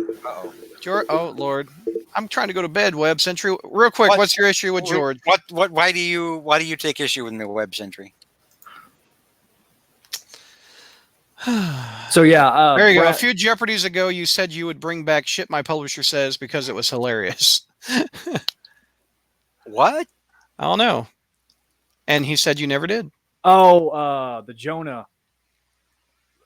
The reason you didn't do that is because nobody got any of them right. Oh, okay. Yeah. Oh, the true false thing. Yeah. You guys couldn't even do it at 50%. Yeah. You don't understand how much I have to dumb this down for them, Web Sentry. It's hard for me. See, McNulty has confirmed I am indeed the winner. There's a very specific era that's like George's specialty, and it's the era that I am not as keen on, which is like from 75 through 85 or through 82. The biggest problem is, Zach, is that the thing that you're most read up on and expert on is a period of Spider-Man history that completely sucks and is terrible, and that most people throw away like garbage. So yeah, I'm not going to ask questions from that period. I mean, because I'd rather it never happened. I get that, but I remember at one point you actually were trying to come up with a clone category for. No, that'd be kind of fun. I tried. I try to throw questions like that in every now and then, and most of the time somebody else gets them. I know, and I always appreciate the effort. Don't misunderstand. I always appreciate the effort. Or I get a Spider-Girl question and I overthink it and I get it wrong. I tell you the ones that mess me up are the Spider-Ham questions. Like, I don't remember those stories as well as George does. Did you get the new trade? The Spider-Ham trade? I got two. No, you got the new Spider-Girl trade, yeah. Yeah. Is that volume 1 or is that 2? I got both. Oh, nice. Boy, I haven't read those in 15 years since it came out. the first volume is now down to $20 on Amazon. Yeah, I've got worth the it. singles. I don't need it to trade, but yeah. It is worth it. If you don't have the singles, Any good special features in the back of that thing? not in 2, but in 1, there's a lot of like the what if 1/2 and Oh, I mailed off for that from Wizard back in the day. I remember. there's some sketches from Pat Olive. There's a lot of stuff in the first volume that's actually pretty good. I like that they put those. It's like bonus features on a DVD inside those trades. Yeah, That's pretty there's cool. not as much stuff in the second volume, but I'm glad she got to a second volume. That's cool. Yeah, I mean, What's the last issue in that one? the last issue is Because 32.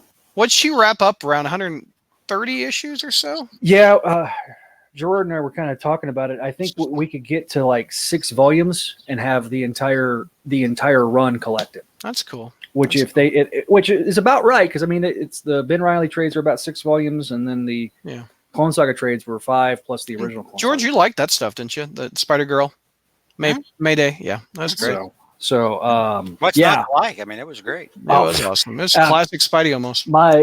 I'll tell you the proudest that, and I love my interviews I did with Wiseman, but the interview I did with DeFalco and friends, because they were just so brutally honest. Especially when we got to the slot stuff. Yeah. Like I couldn't let that sit.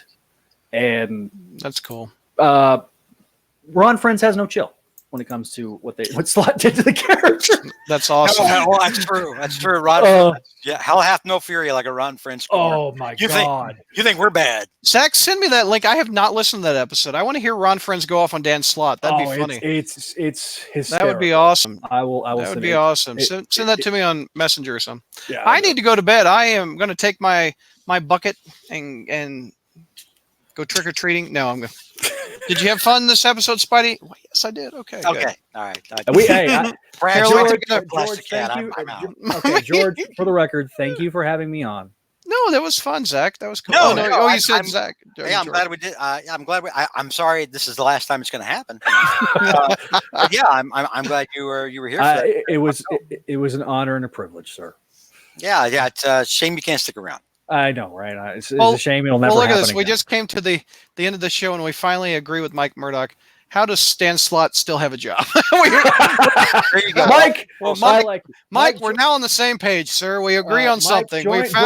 Join the Discord. We download it on your phone and how can you join fail for a living? Whoa, that's cold, Mike. That's Mike. We have reached common ground. We can now talk. Yeah, I like that. That's funny. Good night, Mike. Good night, everybody. Thank you. Good night, everyone. Good night. Let's go to bed. See you later. All right, I'm sending you that link.